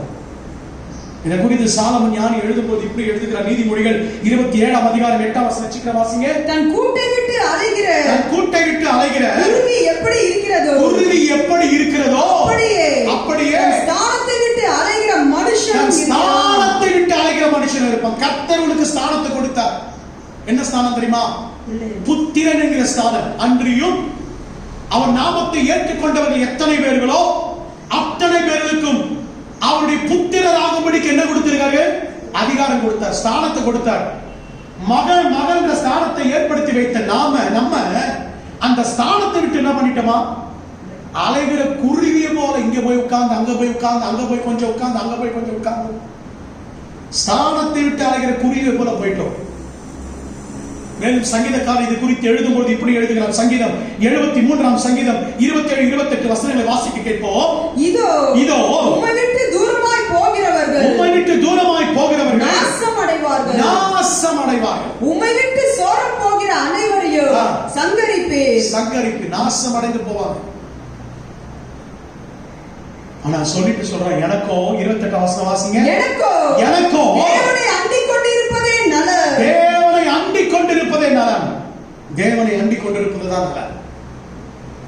நீங்க கர்த்தர் உன்னை கரம் பிடித்து வழி நடத்தி கூட்டிக் கொண்டு வரும்போதே நீ திசை மாறி போயிட்ட, அன்பை விட்டு போயிட்ட. தகப்பனுடைய கையை உதறிவிட்டு, அந்த அன்பை உதறிவிட்டு போயிட்ட. எரேமியாவின் தீர்க்கதரிசன புத்தகம் 2ஆம் அதிகாரம், வேகமாய் கடந்து போகிற எரேமியா 2ஆம் அதிகாரம் 17ஆம் வசனம் வாசிக்க கேட்போம். தேவனாகிய கர்த்தர் வழியிலே நடத்தி கொண்டு போகும் காலத்திலே நீ அவரை விட்டு போகிறதுனால் அல்லவோ இதை உனக்கு நேரிட பண்ணினாய். இன்னைக்கு வந்திருக்கிற குறைவை எதற்கு? இன்னைக்கு கை கால்களை முடக்கி வீட்டுக்குள்ள உட்கார வச்சிருக்கிற நிலைமை எதற்கு? சபை திறக்கப்பட முடியாதபடி, ஆராதிக்க முடியாதபடி முடக்க வந்திருக்கிறது எதற்கு? தகப்பனுடைய அன்பை விட்டு தூரம் போயிட்டோம். தகப்பனுடைய அன்புக்குள்ள வருவதற்கு ஒப்பு கொடுப்போமா? அதே அதிகாரம் எரேமியாவின் தீர்க்கதரிசன புத்தகம் அதே அதிகாரத்துல 21ஆம் அதிகாரம் 23ஆம் வசனத்தை நீங்க பிறகு வாசிச்சு பாருங்க, நேரம் இல்ல. ஒரு நல்ல நற்குல திராட்சை செடியா நான் உருவாக்கணும்னு உயர்த்தி வச்ச ஒரு மேட்டுல, ஆனா நீயோ கசப்பான திராட்சை கொடியை கொடுத்த, பலனை கொடுத்த. தகப்பனுடைய அன்பை புரிந்து கொள்ளாமல் போய்விட்ட என் அன்பு சகோதரா, சகோதரியே, நீ தூரமா இருக்கிற பொழுது தகப்பனுடைய அன்புக்குள்ள கிட்டி சேர்வாயா? தகப்பனுடைய அன்புக்குள்ள வருவாயா? தகப்பனுடைய அன்பை நீ நோக்கி எழுந்து நடந்து ஓடி வருவாய் என்று சொன்னார், உன் குறைவுகள் நிறைவாகும். இளைய குமாரனுக்கு எல்லாம் பூர்த்தியாய் கிடைத்தது. உனக்கும் எனக்கும் இன்றைக்கு கர்த்தர் நிறைவான ஆசீர்வாதத்தை தரப்போதுமானவர். நீங்கள் ஒன்றிலும் குறைவில்லாதவராய் இருக்கும்படிக்கு தேவன் விரும்புகிறார். 4 காரியத்தை சொன்னேன். ஆவிக்குரிய பிள்ளைகளுடைய வாழ்க்கையில குறைவுபட பண்ணுகிற 4 காரியம். முதலாவது, சம்பூர்ணமாய் வாழ்ந்திருக்கும் போது தேவனை நினையாமல் சேவியாமல் போயிட்டான். இரண்டாவது, கர்த்தருக்கு விரோதமாய் அவருடைய வார்த்தைக்கு செவி கொடுக்காமல் அவருக்கு விரோதமாய் எதிர்த்து நடக்கும் பொழுது குறைவு வரும். மூன்றாவது, வஞ்சனையினால் பொருள் சேர்க்க நினைக்கும் பொழுது, அநியாயமாய் சம்பாதிக்க நினைக்கும் பொழுது, குறுக்கு வழியில வாழ நினைக்கும் போது நம்முடைய வாழ்க்கையில் குறைவு வரும். நான்காவது, தகப்பனுடைய அன்பை விட்டு தூரம் போகும்போது நம்முடைய வாழ்க்கையில குறைவு வரும். எல்லாரும் கண்களை மூடி, எல்லாரும் இருக்கிற கண்களை மூடி, வீடுகள் தோறும் எல்லாரும் முழங்கால் படிட்டு முடிந்தவங்க முழங்கால் பண்ணிட்டு ஒரு 2 நிமிஷத்தை நான் முடிக்க போகிறேன்.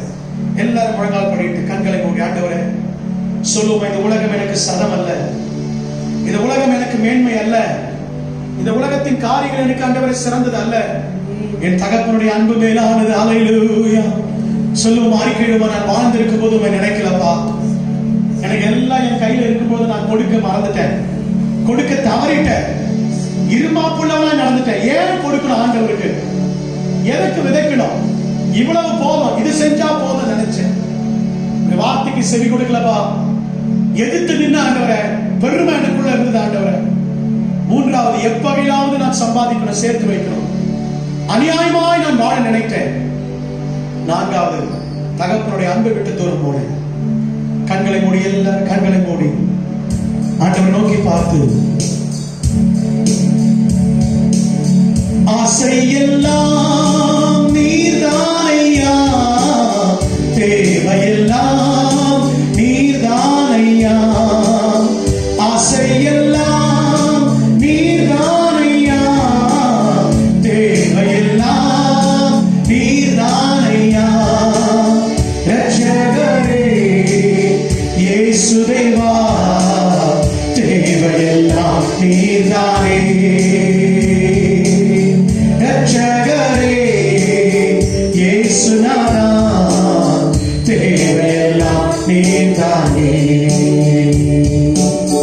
உம்மோடு வாழ்வது என் பாக்கியம், நீரே எனது உயிர் துடிப்பு. சொல்லுவா, உம்மோடு வாழ்வது என் பாக்கியம், நீரே எனது உயிர் துடிப்பு.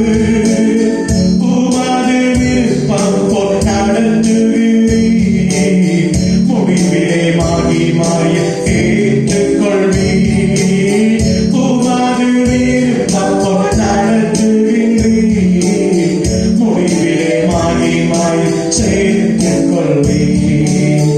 ஆசையெல்லாம் நீர்தானே, கண்களை மூடி எல்லாரும், நீர்தானையா, ஆசையெல்லாம் நீர்தானையா, தேவையெல்லாம் நீர்தானையா, ரட்சகரே இயேசுநாதா, தேவையெல்லாம் நீர்தானே, ரட்சகரே இயேசுநாதா, தேவையெல்லாம் நீர்தானே. இதய கண்மாலை நீர்தானையா, உரிய பங்கும் நீர்தானையா. சொல்லமா, இதய கண்மாலை உரிய பங்கும் நீர்தானையா. எப்போதும் உம்மோடு இருக்கின்றேன், பலகரம் பிடித்து தாங்குகிறேன். எப்போதும் உம்மோடு இருக்கின்றேன், பலகரம் பிடித்து தாங்குகிறேன்.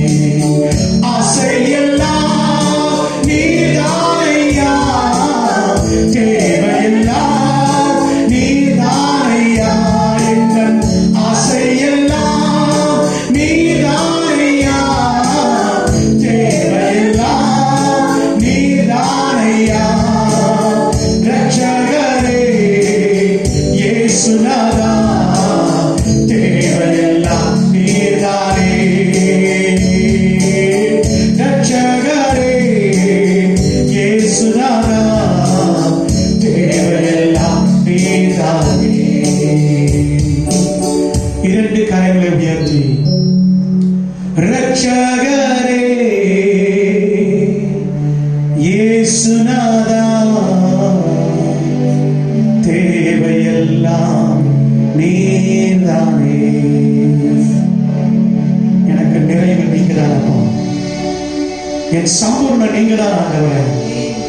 உம்மை ஆதாயமாக்கிக் கொள்ள என் வாழ்க்கை ஒப்புக் கொடுக்கிறேன். அன்பின் பரலோக பிதாவே, ஆசீர்வதிக்கப்பட்ட மனமகிழ்ச்சியான இந்த நாளிலே எங்கள் வாழ்க்கையில் நாங்கள் காத்துக்கொள்ள வேண்டிய எச்சரிக்கையா இருக்க வேண்டியது 4 காரியத்தில் ஆண்டவரை எங்களை ஒப்புக் கொடுக்கிறோம். 4 காரியத்துக்கும் நாங்கள் மிகவும் எச்சரிக்கையா அதிக கவனத்தோடு செயல்பட எங்களை ஒப்புக் கொடுக்கிறோம். இந்த வார்த்தையை கேட்டவரை பிள்ளைகள் ஒவ்வொருவரையும் ஆசீர்வதி நல்ல நிலத்தில் விதைக்கப்பட்ட விதையாய் பலன் தர கத்திருக்கிறோம். இந்த வாரத்தில் திருமண நாள், பிறந்த நாள் காண்கிற நம்முடைய பிள்ளைகளை ஆசீர்வதி. யாரெல்லாம் வீடுகளில் பலவீனத்தோடு சுகவீனத்தோடு இருக்கிறார்களோ ஒவ்வொருவரை கர்த்தர் என் தொட்டு சுகப்படுத்தும், தைரியப்படுத்தும். கொரோனாவை குறித்து, இந்த தொற்றுகளை குறித்து இருக்கிற எல்லா பயங்கள் கலக்கங்களை மாற்றிக்கொள்ளும். ஆண்டவர் உண்மை எல்லாம் எங்களுக்கு ஒன்று நேரிடாதப்பா. நீரே எங்கள் கண்மலை, நீரே எங்கள் அடைக்கலம், நீரே எங்கள் கோட்டை, நீரே எங்கள் துருவம் என்று சொல்லி நாங்கள் நம்புகிறோம். நீர் பாதுகாத்துக் கொள்ளும். நல்ல சுகத்தை, பலத்தை, விடுதலை, ஆரோக்கியத்தை தருகிறவைக்காக நன்றி. ஊருக்கு சென்றிருக்கிறவர்கள், ஊரில் இருக்கிறவர்கள் சுகபத்திரமாய் மறுபடியும் இந்த மத்தியிலே கடந்து வர கர்த்தர் கிருபை தாரும். எல்லாரும் வலது கரத்தை உயர்த்தி கர்த்தருக்கு சித்தமானார். ஆண்டவரே, தகப்பன வருகிற மாதத்திலே சபைகள் திறக்கப்பட நாங்கள் கட்டளை கொடுத்து செபிக்கிறோம். நாங்கள் கட்டளை கொடுத்து செபிக்கிறோம். ஆளுகிற தலைவருடைய இருதயத்தில் பேசுங்க. அரசாங்க உயர் அதிகாரியுடைய இருதயத்தில் கர்த்தர் பேசுங்க. நீங்க இடைவிடுங்க ராஜா. சபையின் கதவுகள் திறக்கப்படட்டும். மறுபடியும் முன்பை விட ராஜா சம்பூர்ணமான நிறைவோடு கூட ஆராதனை நடைபெற நாங்கள் உண்மையாய் கர்த்தரை ஆராதிக்க எங்களை ஒப்புக் கொடுக்கிறோம். தொடர்ந்து பொறுப்பெடுத்துக் கொள்ளும் ஆசீர்வதி. எங்களுக்காக ஜெபிங்கள் கேட்டுக்கொண்டு ஒவ்வொரு நினைவு கூறுகிறோம். தொடர்ந்து பலப்படுத்தும் ஆசீர்வதி. இந்த கொரோனா கிருமினாலே பாதிக்கப்பட்டு மருத்துவமனையில் இருக்கிற பிள்ளைகளுக்கு நல்ல சுகத்தை கொடுங்க. இனி ஒரு மரணமும் சம்பவிக்காத வண்ணம் கர்த்தர் வேலை அடுங்க. உலக நாடுகள் அனைத்திலிருந்து இந்த கொரோனா நீங்கி போவதற்காக கோடான கொடை ஸ்தோத்திரம் ஆண்டவரே. உடைய கரத்தை நீட்டி நீ தொட்டு விட்டதற்காக நன்றி, நன்றி. துதி கன மகிமை யாவையும் ஒருவருக்கே செலுத்தி ஜெபிக்கிறோம். மீட்பும் ரட்சகருமாய் இயேசு கிறிஸ்துவின் மூலமாய் வேண்டிக் கொள்கிறேன் ஜீவனுள்ள நல்ல பிதாவே, ஆமென். சேர்ந்து சொல்லுவோம். என் ஆத்துமாவே கர்த்தரை ஸ்தோத்திரி, என் முழு உள்ளமே அவருடைய பரிசுத்த நாமத்தை ஸ்தோத்திரி. என் ஆத்துமாவே கர்த்தரை ஸ்தோத்திரி, அவர் செய்த சகல உபகாரங்களை மறவாதே. நம்முடைய கர்த்தராகிய இயேசு கிறிஸ்துவின் கிருபையும் பிதாவாகிய தேவனுடைய அன்பும் பரிசுத்த ஆவியானவருடைய அன்பின் ஐக்கிய சமாதான வழிநடத்துதல் சுகமும் பெறணும் இப்பொழுது சதா காலங்களில் நம் அனைவரோடு கூட மத்திய ஆகாயத்தில் மணவராகிய இயேசு கிறிஸ்து வந்து மணவாட்டியாகிய உங்களை என்னை திருச்சபை எடுத்துக் கொள்ளப்படுகிற நாள் வரைக்கும் இருப்பதாக. ஆமென். ஆமென். கர்த்தர் உங்களை ஆசீர்வதிப்பார். God bless you.